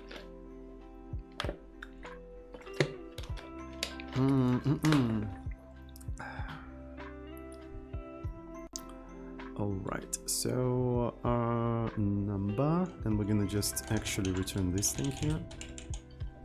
He quit snooze. Oh, he quit snooze? I didn't know that. Oh shit, yeah. I think I haven't seen them actually taking snooze on the stream for quite some time, and I didn't realize. He actually quit it for some time then. Yeah, because I kind of noticed that he doesn't take snooze anymore. That's actually pretty cool. Finally, in his 30s, he realized that he needs to take care of himself, just like me. Anyway, so yeah, so this is going to be a number, and what we'll have to return here is going to be pair. So tokens first text to long. No third-party dependencies, exactly. No third-party dependencies. He had to, didn't he have enough money to feed Peppa and do snooze? So oh, nice. That's so wholesome. Oh my god.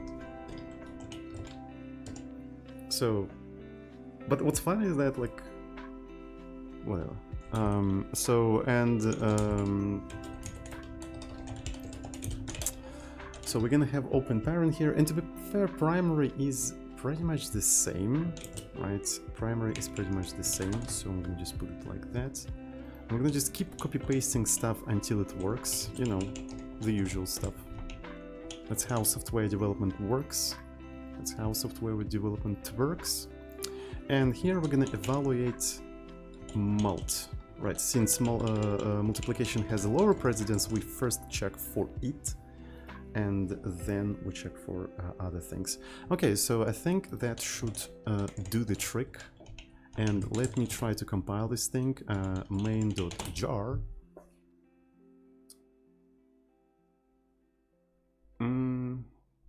By the way, Jiang, how did you solve this problem? Did you solve it like with doing tokenizer, parser, or did you just like use maybe a reverse Polish notation, or maybe some other algorithms, or something like that? Which route did you decide to go?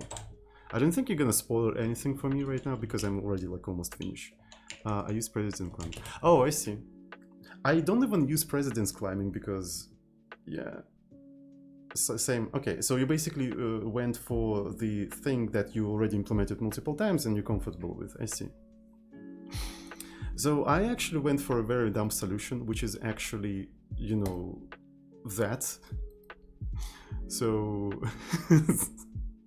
and I think it kind of worked. It worked for the first part, but yeah. And I still couldn't do it right the first try, Pepper Hands. Yeah, I see. So the idea is actually pretty straightforward. Like with a very dumb algorithm is that you have precedence and you basically recursively call separate functions in the opposite order of their precedence until they hit primary expression. And then you start unwinding back, which is extremely slow, and this is exactly what precedence climbing is trying to solve. But I never implemented precedence climbing, to be fair. So yeah. For the Haskell one, I use the method you're using as well, like the term factor. Yeah. So it's actually the easiest one to understand, so that's why I'm using it. You could have like yeah. You could have used it as an opportunity to learn something like parsec, recursive descent. All right, but anyway, so what do I need to do? You seem rather disappointed by today's problem. I am rather disappointed. But then, yeah, it's true actually. It's actually true, Yank. I do agree with you. Cabal and stack is just makes me sad. Okay, so we have evaluation multiplication, and here we're gonna have what? We're gonna do val left, and it's gonna be eval plus tokens. Right, so we go a little bit lower in the precedence. And if left what second is empty, is not empty rather, right, is not empty, we're gonna do that thing. Otherwise we can just return left right away, because yeah, why not?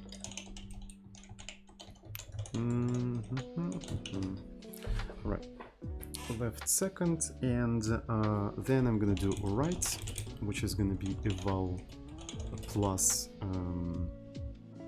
Is that how we do that? Yeah, that's how we do that. So it's gonna be left second drop. Yeah. Do we need to check for multiplication? I think we will need to check for multiplication. So if left second first type not equal token type plus, I'm gonna cry, literally, with an exception.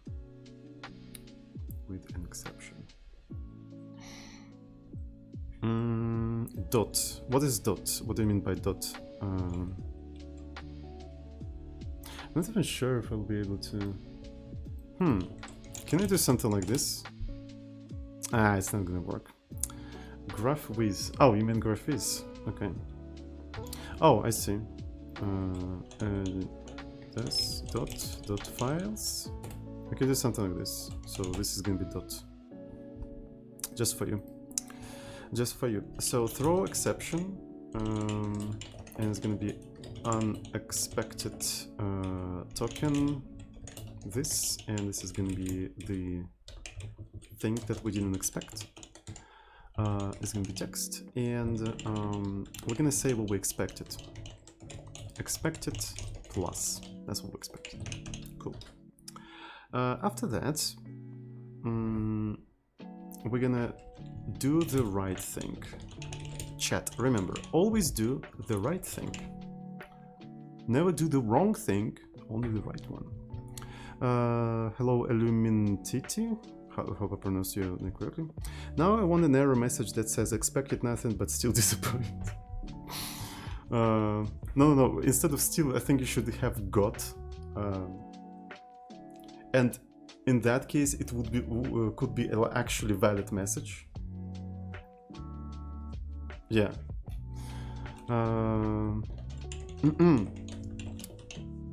I can imagine like a compiler actually saying something like that.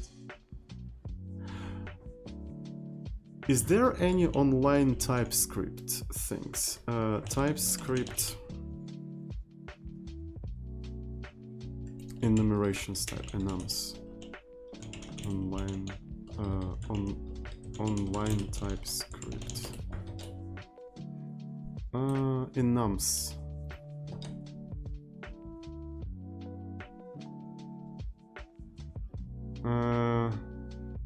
I remember you could do like enums through a string.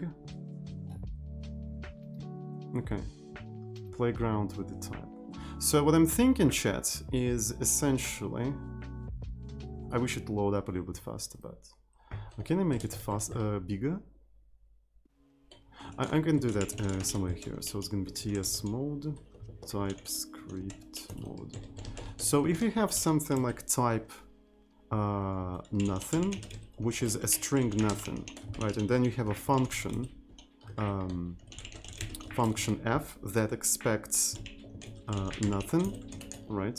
And maybe just prints nothing, and then you call this function like this, disappointed. Will it do a thing? Argument of disappointed is not assignable to parameter of type nothing. Ah, god damn it. It's not gonna work like that. It just has a different, completely different, like a message form, so it couldn't be like that. But yeah, so specific values can be types in TypeScript, so we can say something like, you know, type foo, and have you can have like maybe like weekday and like Monday, Tuesday, and so on and so forth, and it will be checked at compile time. So you basically specify the set of the values. All right, so eval plus, and then you're gonna do something like left second drop 1. So when you have a right part, and then you can return something like this. Pair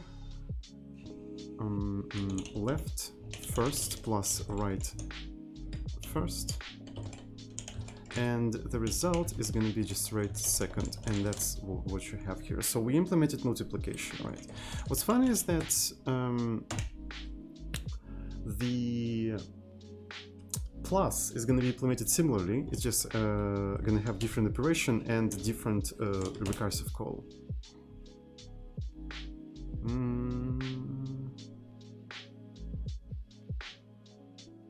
Okay, it compiles. Cool. So now we need to implement the last thing, eval plus, and so I'm gonna just copy paste it, right? But instead of eval plus recursive call, we're gonna do eval primary, right? So eval primary, you go down, but instead of plus, you expect here mult, right? And here you just do multiplication. So there you go. So they pretty much have the same form, it's just they parameterize by like different things, and they are called in different orders. Yep, so I think that's how it's gonna go. We'll probably also want to test some things. For example, on a sample, the other example from above still becomes 51. Yeah, I'll let me try to compile that, and then we're gonna test all of this.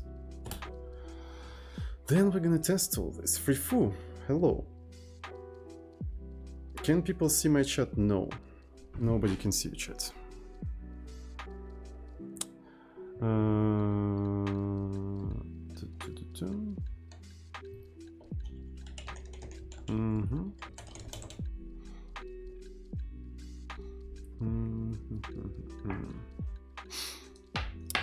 Now, so here's the part 2. And what I want to quickly do here is change this sample thing. I'm not going to include everything. I'm not going to include everything. I'm going to include only these parts.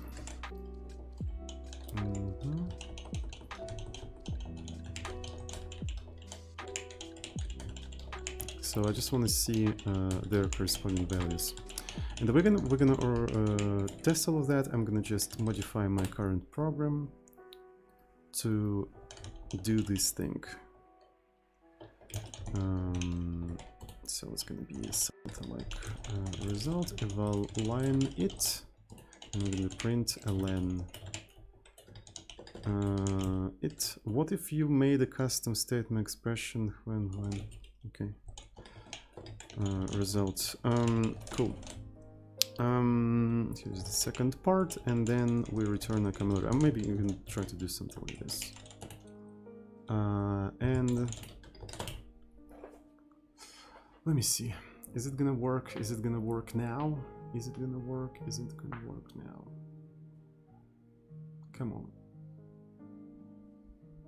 Hello, Defender. Welcome to the stream. Ooh.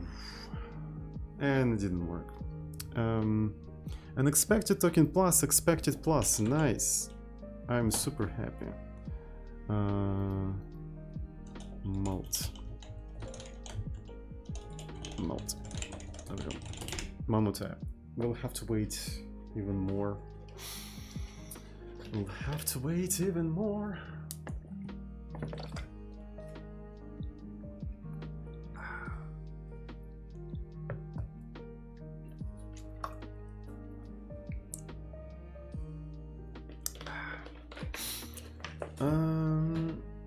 Oh really?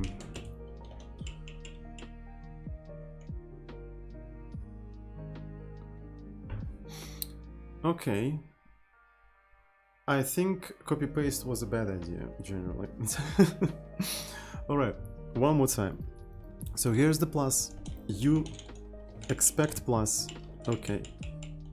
You do the plus. Cool. I think I didn't fuck up anything here. You multiplication, you expect multiplication, you do multiplication. Can you do it one more time, please? Stop using illegal access operations. I'll try to. It's kind of difficult, you know, for force of habit, but I'm trying to. Relaxed language. Oh, okay. So unexpected token, and it didn't even print. I don't understand. I need to print the expression first. I need to print the expression first. Okay, so let's do it like this. Println it, and then we're gonna try to print its result. Yeah.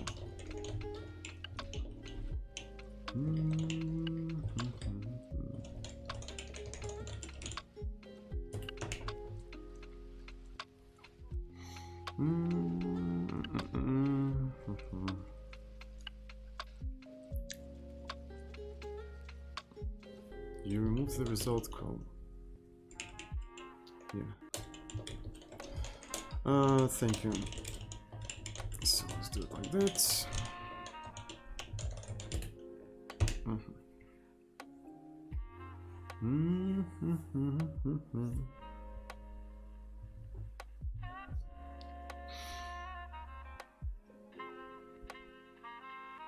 All illegal access operations belong to us.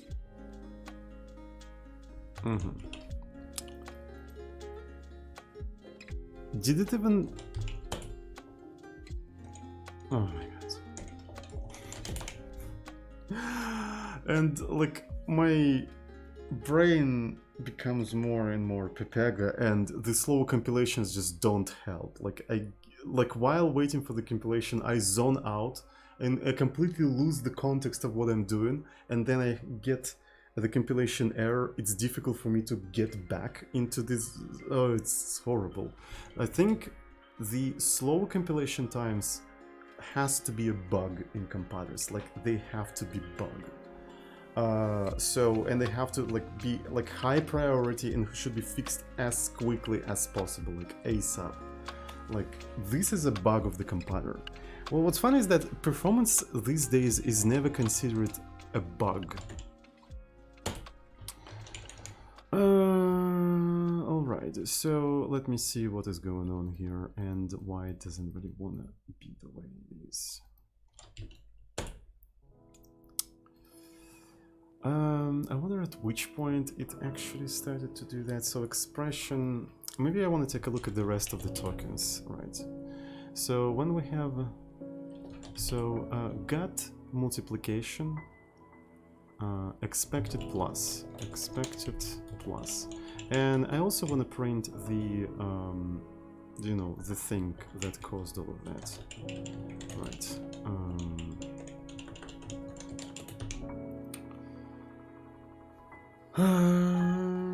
And they complain about Rust compiler. Who complain? Who complain? They. Ah, I see. That explains it. They complain. Token type. Oh, shit. It doesn't have to be first. It has to be just that.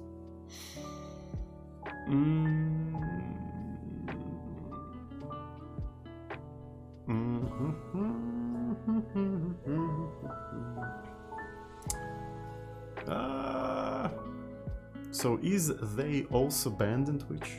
How many words are banned on Twitch? Has anyone tried to build like a dictionary of all of the words that ban on Twitch? Yeah. So multiply 3. Okay, so it failed doing this thing. It definitely failed doing this thing, which is kind of fun in my opinion. So ban all words, exactly. Ban all words.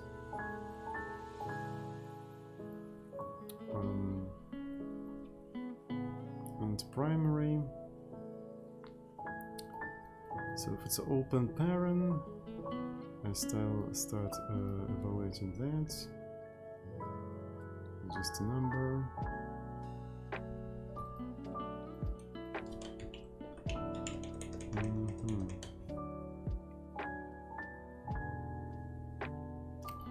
My brain is Pepega, so unexpected token, expected plus. Alright. So you have to go from... So in a plus, right, in a plus. Ah, that's actually very interesting. So in a plus, that's what you have to do.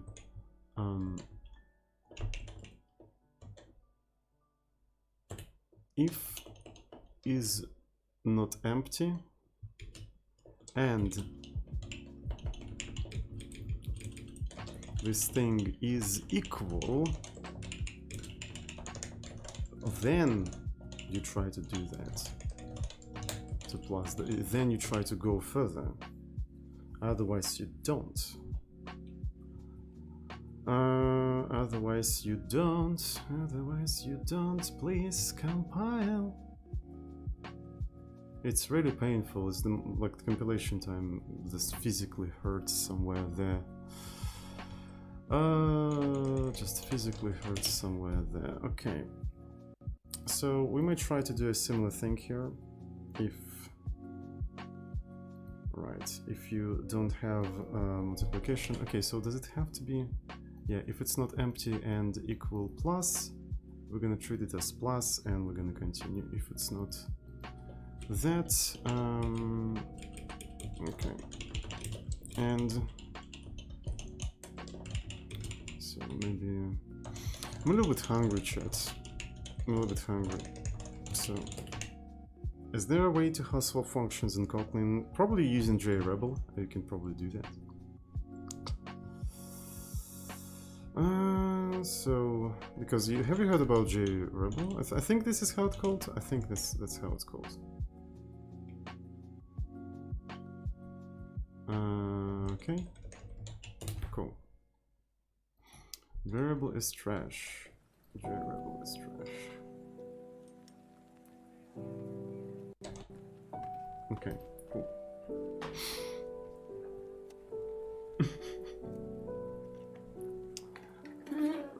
Crashed my Eclipse. Imagine using Eclipse. God damn. Alright, let's make a cup of tea, chat. Let's make a cup of tea, because I definitely need a cup of tea right now. Does anyone have any questions while making a cup of tea, maybe?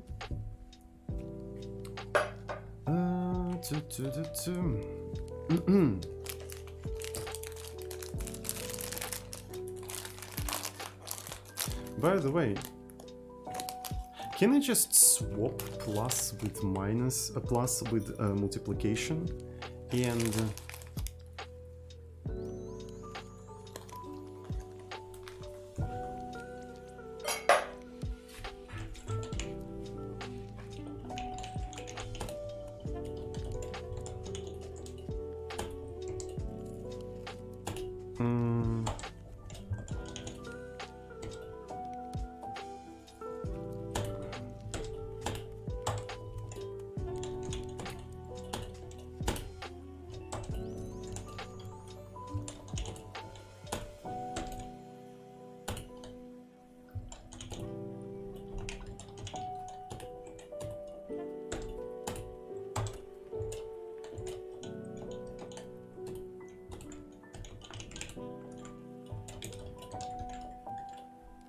oh shit.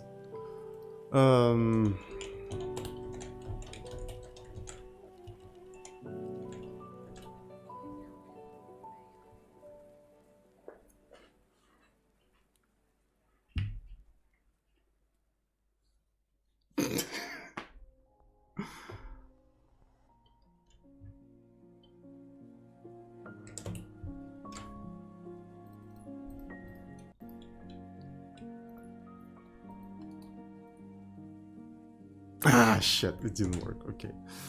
I was hoping that it's gonna do it. But why it didn't work though? Why? Like, I didn't see any reason. Right, so if you have something like this,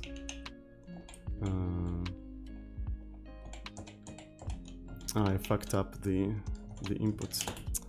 Okay, so if I do something like that, right, maybe I actually just pre-processed it incorrectly, right? So query replace plus with that, right? And then multiplication with plus. right, and then that with that, right, and if you put this thing here, it's 170, which is not correct. So, and I wonder why. What is F? Where is F? I didn't see F. Is stream okay? Why are you debating me? Well, you have different operations. Ah, shit, yes. I didn't think about it. Yeah, you see, I need T. That's why I need T. That's why I need T. Because my brain doesn't work correctly. You forgot about math. Well, yeah, sure. Just give me T. All right. Just give me some time to make T, and then we can do. You can redefine them, probably. But I don't want to research how to do that. So if it's like defining new class with magic methods, I might as well just finish my Kotlin example. So if it's that, then no. I was thinking that maybe I can just quickly do that, and it's not. Whatever. I think I actually lost.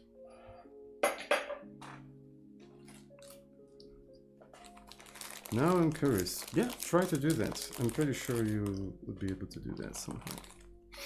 Alright, so I'm gonna go to the kitchen, I'm gonna turn on the kettle, and I'm gonna quickly come back.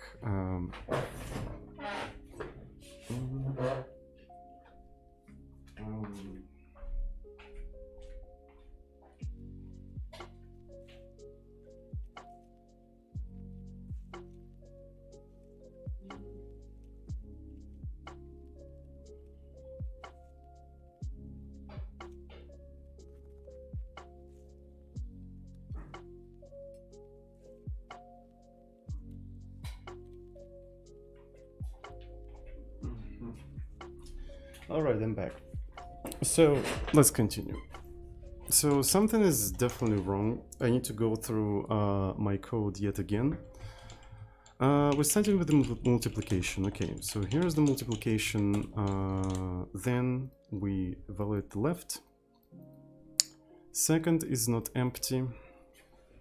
Right, second is not empty, and second equal multiplication. That means we continue doing eval plus, then we take first and the second one and just return it as that. Okay, cool.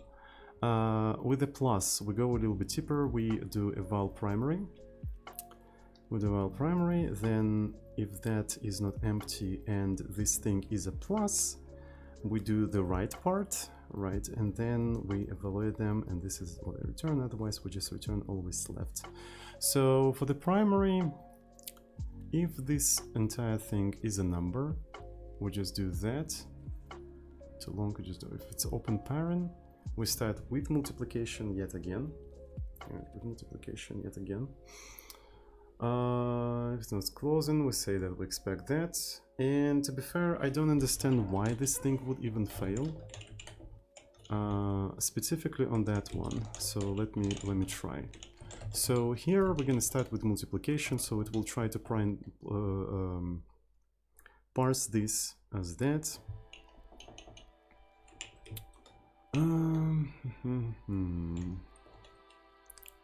So, okay. I'm going to try to print, so exception expected token plus, unexpected token plus. Oh, okay. Unexpected token, and it doesn't even say anything. So expected closed parent. Let's put it like that. Might as well. Yeah, I'm gonna say closed parent because Emacs cannot parse it properly, so that's why we have to do it like that.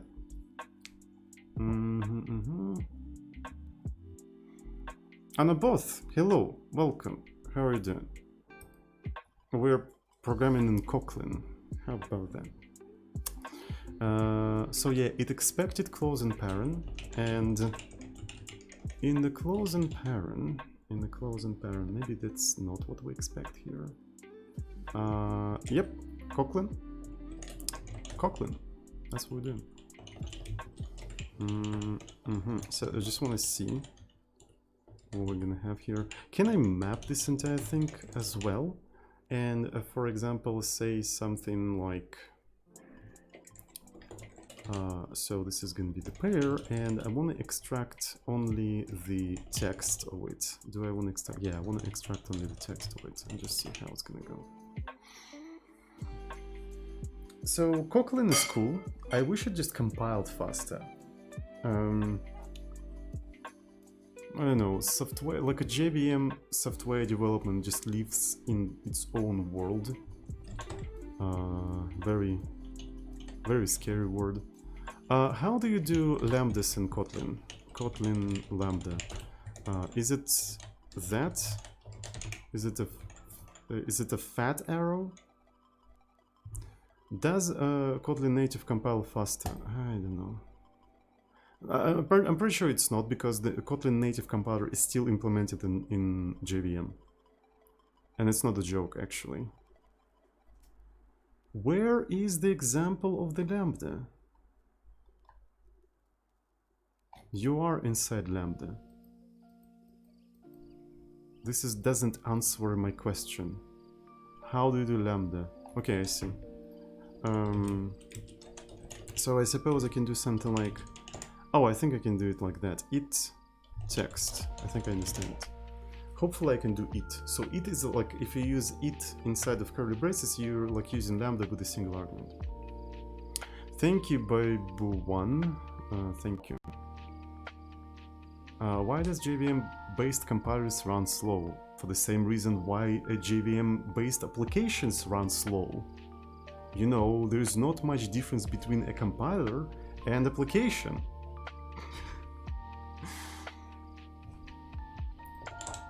Okay, so cool.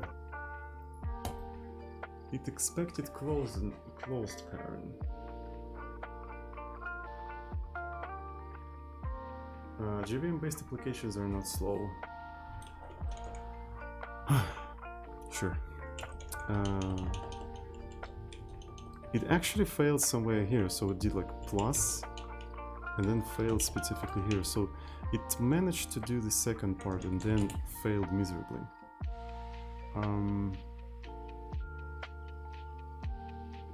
Oh, I think no. No, I didn't see the error.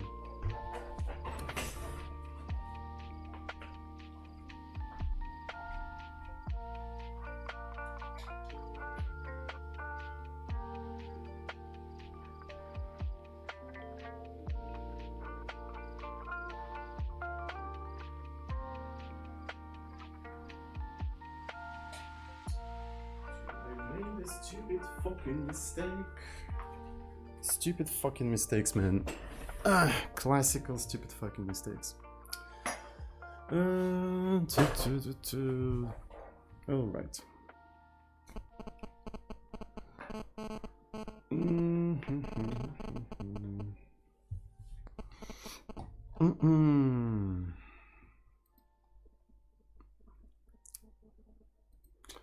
Why would this fail? So look, right, we did the right part.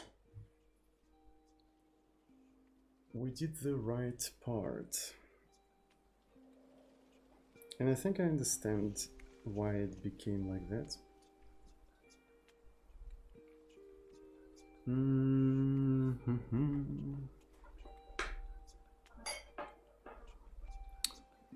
If you care about speed, you write in C++, C or Rust, but most applications don't require that. And this is where you're wrong. All applications require that. All of them. And that's why our computers such a piece of shit these days, because people think that applications don't require that. With new computers, well, even on new computers, software is way slower than it was on old computers. So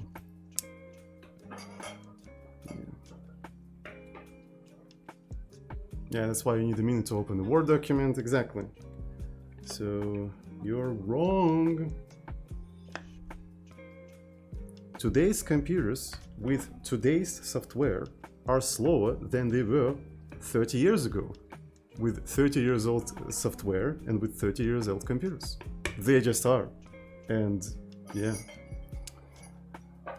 And thinking that there are applications that don't require that, well, it's At least ignorant. Yeah, I'll put it that way. It's at least ignorant.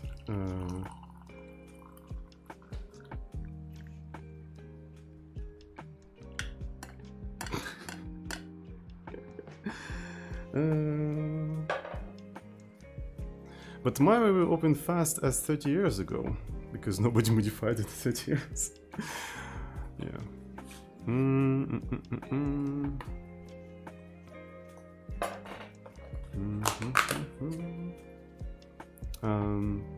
It's a waste of time when you can buy a new server rack. Exactly. That's exactly the reason why software these days is such a crap. Because of people who say such things.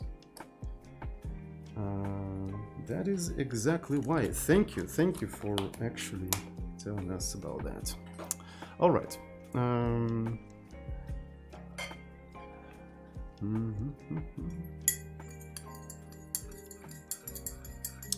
So where did I make a mistake though?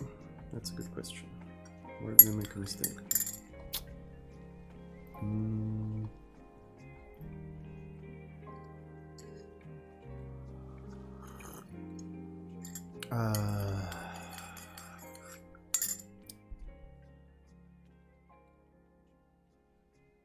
No.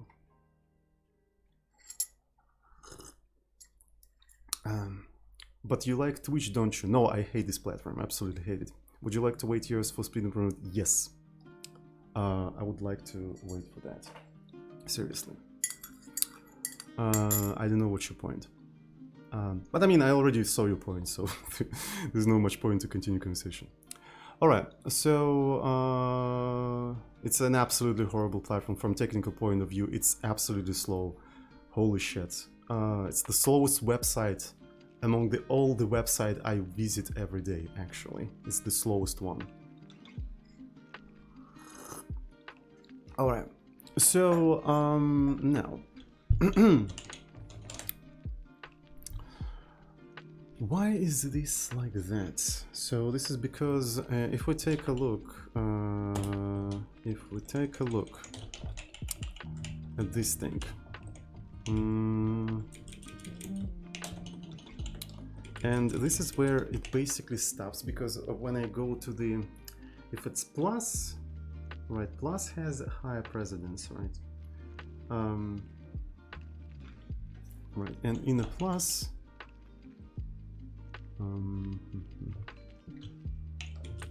so the problem here is that it doesn't fully parse everything.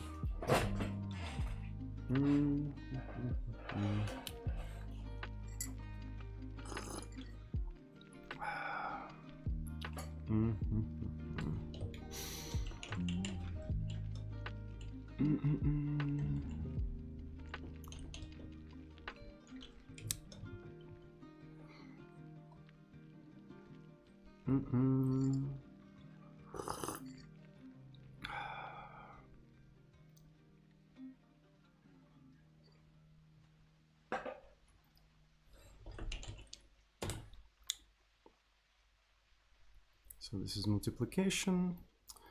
Let me try to look at this thing. Multiplicative expression. Let me go up until that one. So I'm definitely missing something.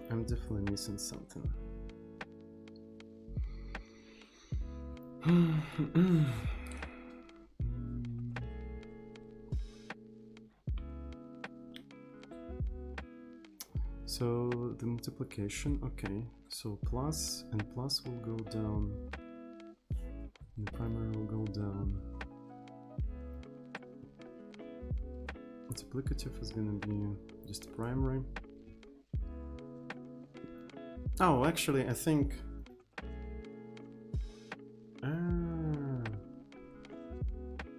Yeah, I'm a beggar. Okay, I have to do a similar thing here, a similar loop, but which iterates up until you have like everything. Okay, I think I found an error, chat. I found an error. Everyone calm down. I found an error. The God Cooder is back. Let's continue. Okay. So, but first, God Cooler need to pee. So just a second. Small break. 2 minutes. Cool. So let's make a small break, and you guys have fun.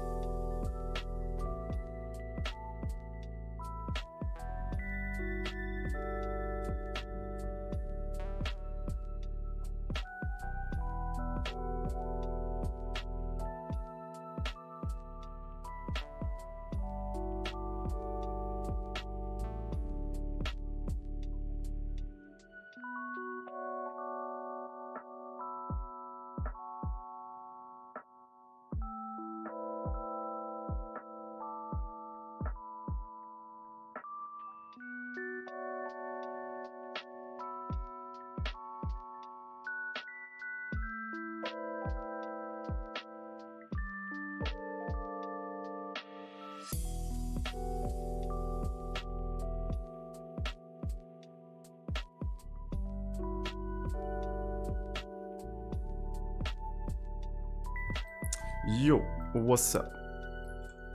Epic Gamers, welcome back. Alright, let's continue.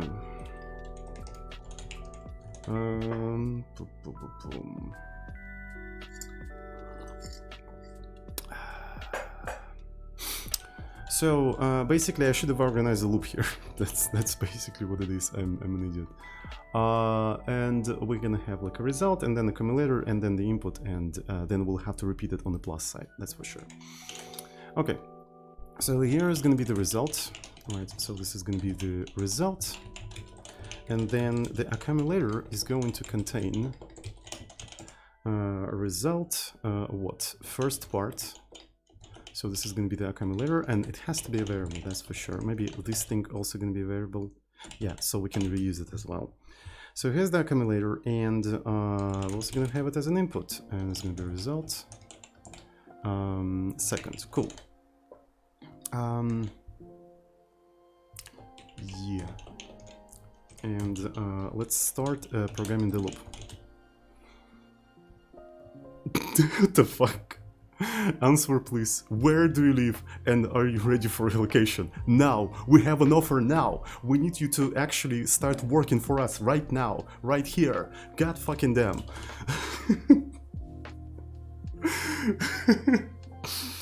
Holy shit. Oh. Oh. Thank you so much.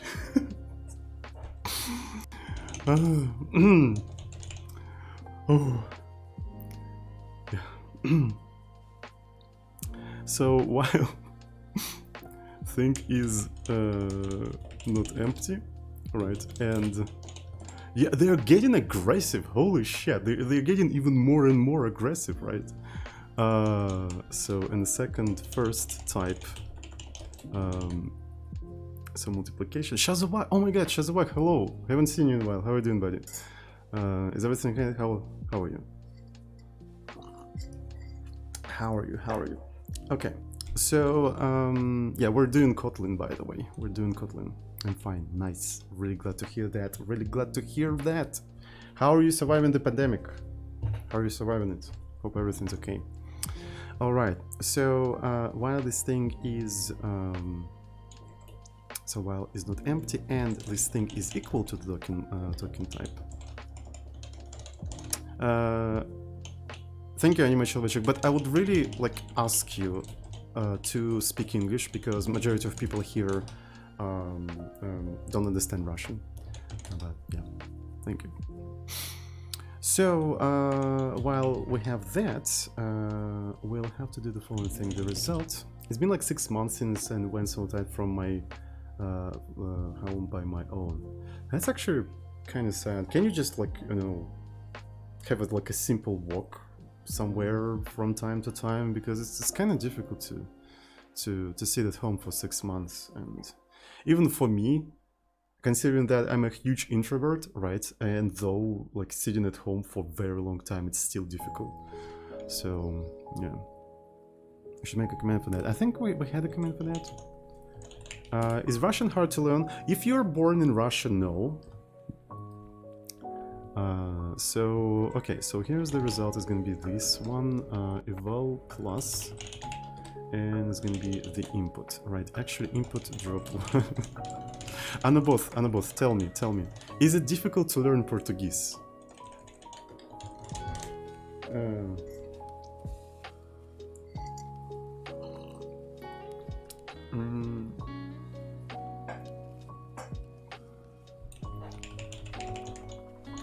Okay, not if you're born in Brazil. Ah, goddamn right,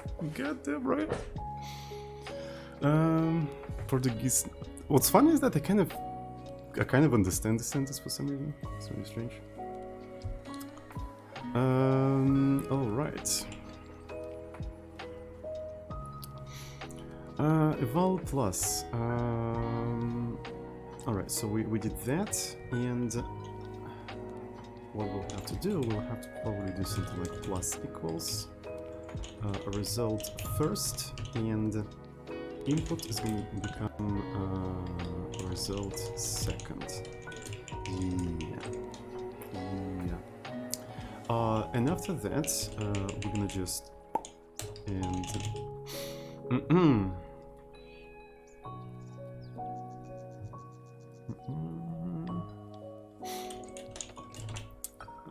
so this is gonna be accumulator, and it's either that or something else, and I think we just have to return that input. Okay, let's try to compile that, and see if it's gonna work or not. Portuguese verb conjugation is insane. I guess in Russian as well. So the problem with Russian verb conjugation is that there's a shit ton of exceptions which you have to memorize for some reason. So yeah, it's not particularly pleasant. So here's the input.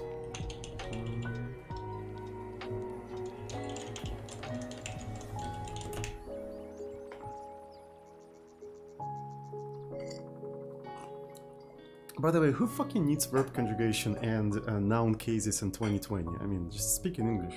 Come on. Don't know when except there's like I forgot, but this is what I remember from school. I remember that there was a shit ton of different exceptions. And say 32th, yes. So it's like 1th, 2th, 3rd, 4th, 5th. Okay, so this thing seems to be compiling. I speak English. I swear I speak English.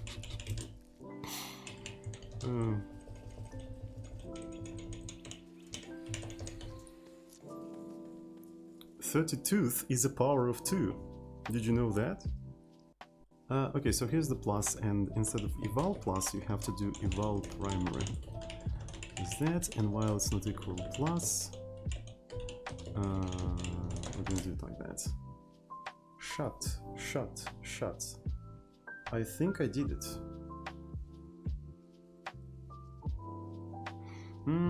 I think I did it, shut.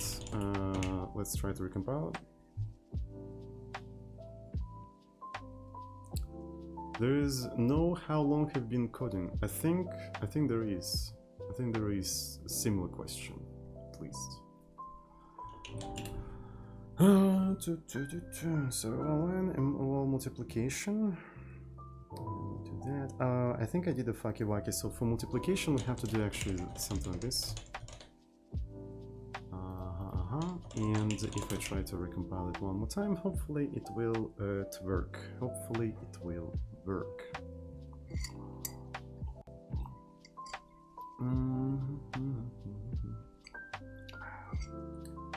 So after I solve this problem, I kind of want to explore, can I do that without tokenization?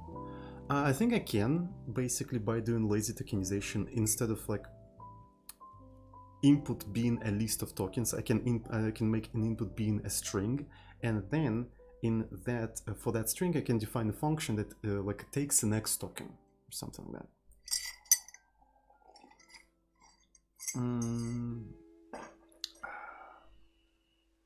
Is day 18 like a compiler? Depends on the definition of compiler, but I would say it's a very, very, very small part of the compiler, or rather interpreter. Right, and it's so small and simple that you can actually implement it not in a way it's usually implemented in compilers or interpreters. So that's how I would put it. Does it make sense? So because like the simplicity of the requirements allows you to take a lot of shortcuts which are impossible in neither compilers nor interpreters because of their wide range of the specification. Day 18, you're solving Advent of Code. Nice. I mean, you probably studied like way later, so it's a parser. Well, yeah, it's a parser, but you also have to evaluate things, so that means it's also interpreter. I'm on day 0. Nice.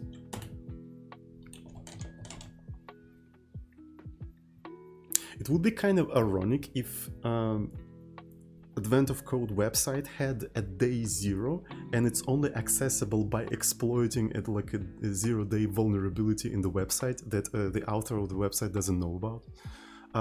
Okay, so and let's actually try to run that, and I think we did it, chat. Let's actually compare them. Okay. Excuse me, yeah.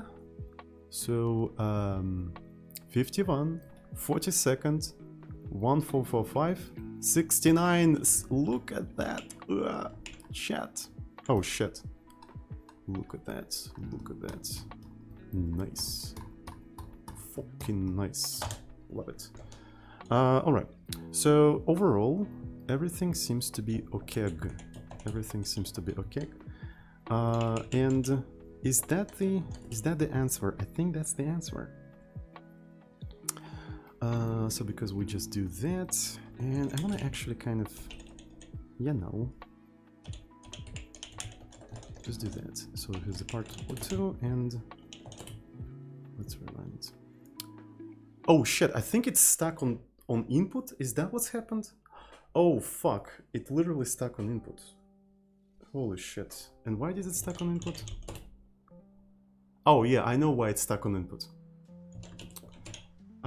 I think I know why it's stuck on input. Do you guys notice something weird about my input? I was just thinking, why is it stuck there? Okay, I wonder why. Alright, so let's take a... Oh shit. And I think something is slowing down my PC right now. I think might be an instance running there. Oh shit, do I have a JVM running right now? Oh shit, chat, this is actually emergency.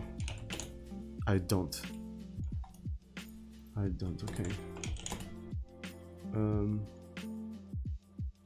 Yeah, I think that thing was not really healthy for my system because it started to swap memory for some reason. Ooh, okay. Alright. But anyway. Cool. Alright, let's try to do that. And it's Discord. But I don't have a Discord running right now. My i7 is freezing when I run Jest test from... Yeah, I can imagine. I can imagine. Considering that Jest is a... I think it's a JavaScript testing framework, if I remember correctly, and Node is single-threaded. Holy shit. Is that what it is? Is that how big this thing is? Oh, I hope I didn't do a fucky wacky though, but the result seems to be okay.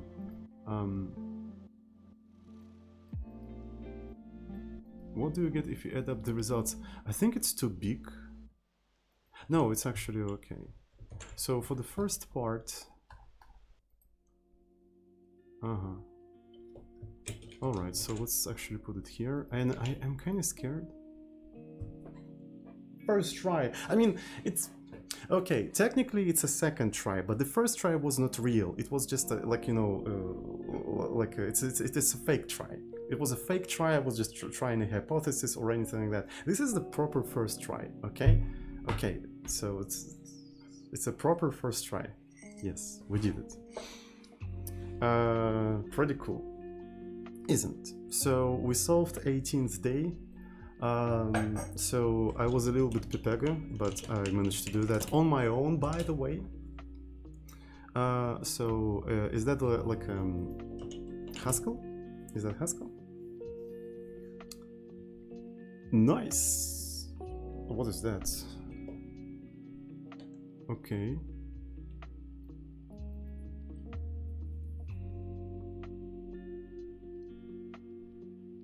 Oh shit. I see. And okay, that's very funny. That's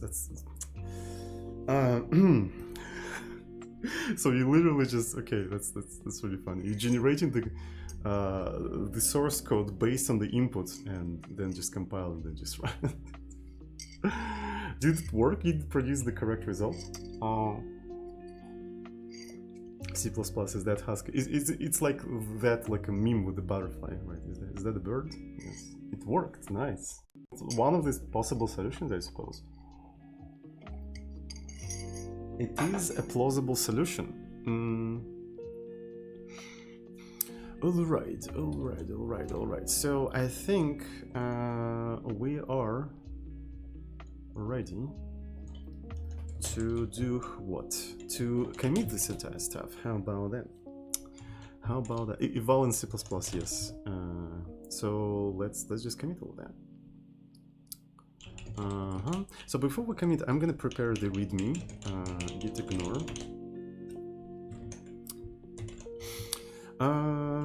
So we're gonna git ignore jar. We don't need to git ignore anything else, I think. And let's prepare a README. So here's my README. Day 18, right? Day 18. This is not day 18. Day 18. All right. Solution in Kotlin. So, what's the official website of Kotlin? Here's the official website of Kotlin. So, what do you guys think? Is Kotlin a good language? Do you guys like it? Look how simple it is. Look how simple it is. No. Okay, no. There's some yes, there's some no's. There are more no's though than yeses. Okay, tested on. So let's actually describe the environment on which we tested this entire stuff. So the first important part of the environment is the JVM. So what's the JVM? So here's my JVM, and I'm gonna just put it here. And another one is gonna be Kotlin version. So invalid argument. Cool. So here is the Kotlin version. Boom. All right. I don't know what that was, but whatever. Expected result. Right. Expected result. So what do we expect here? Let's just go to the compilation, and I suppose that's what we expect here. Yeah. Was it a correct number? So was that thing a correct number? Yeah, I think it was. So this is the expected result in our case. There we go. So input file, that expected result, and then we're gonna have a quick start. A quick start. So what we're gonna do, install JDK. So we're gonna steal some instructions from the previous day, Scala. So JDK, install JDK, and make sure that this thing is in the path. Then we're gonna do install Kotlin, right? How do you install Kotlin? So you have to actually download this thing.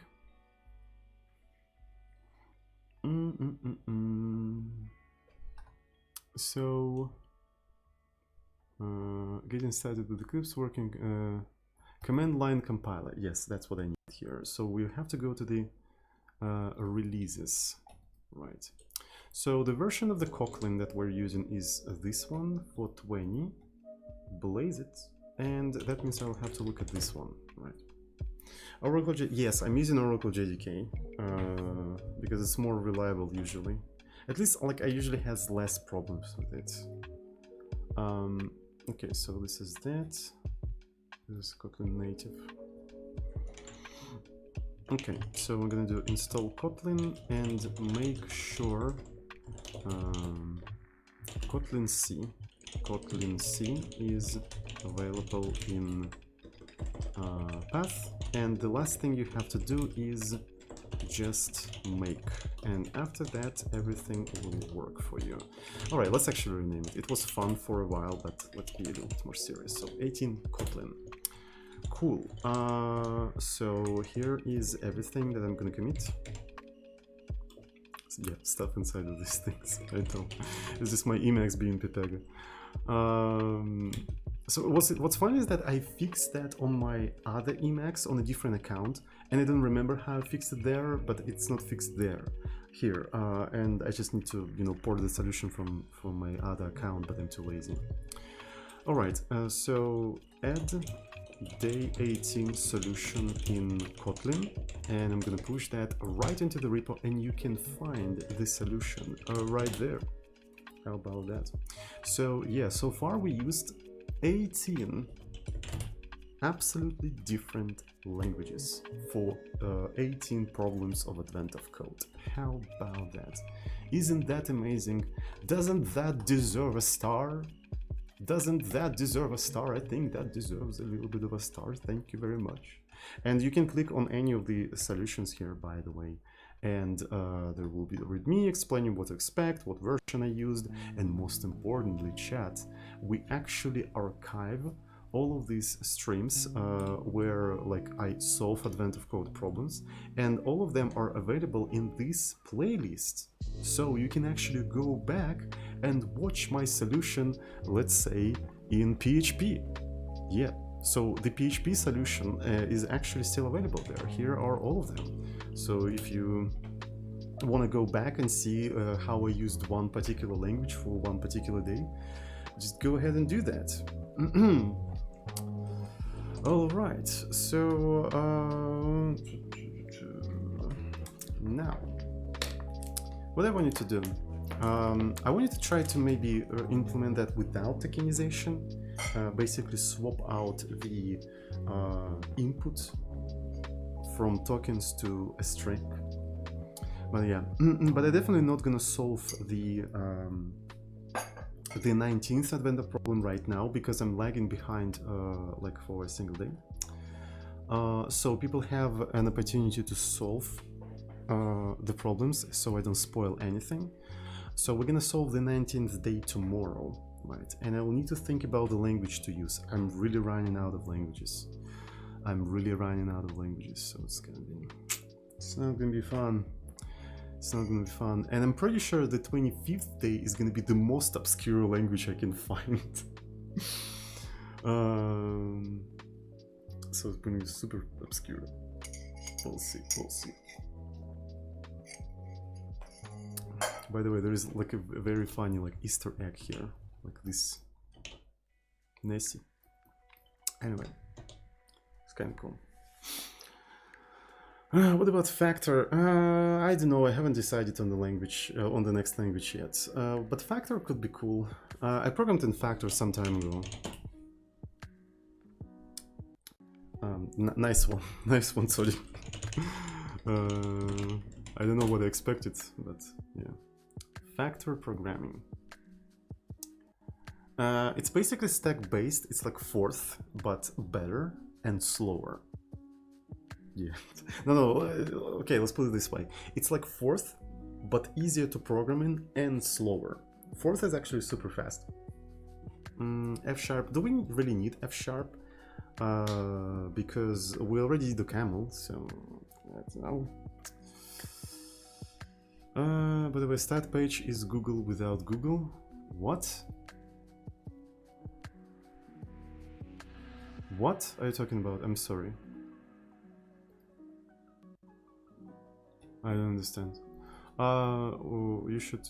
Certainly, we have an objective ranking of modern languages. Use that. Yeah, that's definitely something I should use. Yeah, we didn't use R, but R is actually, you know, kind of. I don't like R. It's kind of strange and weird. So, do we even have R? Let's take a look at R. R lang. Statistical computing. How do you install it on Debian? Rlang. Is there something like that? He missed the website. Yeah. Oh, thank you, APT. Very cool. Rlang.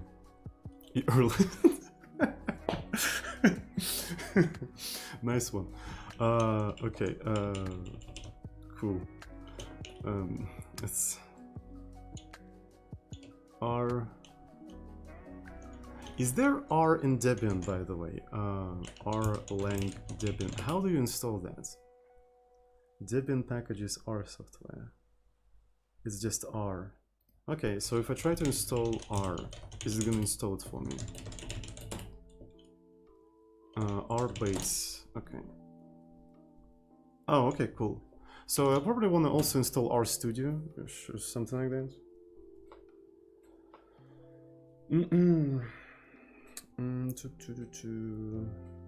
It's gonna take some time. Some kind of modern LLVM reading database. It installs Fortran. Really? Seriously? Oh shit! It does install Fortran. What the fuck? Why? Why does it do that? G Fortran. Yeah, we also haven't programmed in Fortran yet. So, well, what's the modern implementation of Fortran, by the way? So, like the one that everyone uses primarily. Maybe Dart. Yeah, I suppose we have a selection of things. Modern. Well, I mean, people program in 2020 in Fortran, even in new projects. So they just do that in very obscure places. Fortran stream. Yeah, maybe we're gonna do Fortran. Okay, R. Do you do just R? How do you run R command? How do you do R command? What do you have to do? What do I have to do to start the R repo? Does anyone know?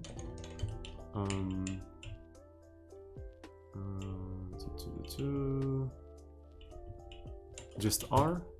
Oh shit, okay. So, how do I define a vector or something? So, R x in y minutes. X in y minutes. Oh, it's like C something. Yeah. Can I do X? Okay, X. And what's funny is that you can do X plus 1 and it automatically maps over the sequences. So there's something that weirds me out in R is that there's no difference between between vector types and scalar types, right? So it automatically just maps over these things. And it's just like, messes with my brain. Like I just, Like, why do you do that? Like, just have a proper type system, like, so you don't have to do that. Yeah. So the problem with R, I'm gonna spend like a lot of time just, you know, trying to like fight with the language because the language is so weird. Yeah, it's just. But maybe that could be the challenge. That could be the challenge. All right. So yeah. Okay.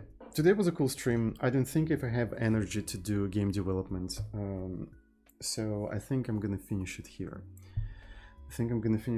Today's problem was kind of meh, I guess. It was kind of meh. The only challenge was the fact that I don't have a quick parser, a quick expression parser in my toolbox, meaning that like I don't have like pre-made thing that I can just pull out of my memory and use. So I had to do some weird stuff. But apart from that, it's actually pretty boring task to be fair. But unfortunately, boys and girls, it is time for me to go. Thanks everyone who's watching right now. I really appreciate that. Have a good one, and I see you tomorrow. Tomorrow we're gonna continue doing Advent of Code, and if we have time and I have energy, I will do a game development in C++. Check out our schedule for more information when we stream and what projects we stream. And also check out our What's channel where we archive all of the streams. This stream is gonna be there, but tomorrow, tomorrow I upload them on the next day. And also check out our Discord server for offline discussion with the community. And that's it, boys and girls. Thanks everyone. Love you.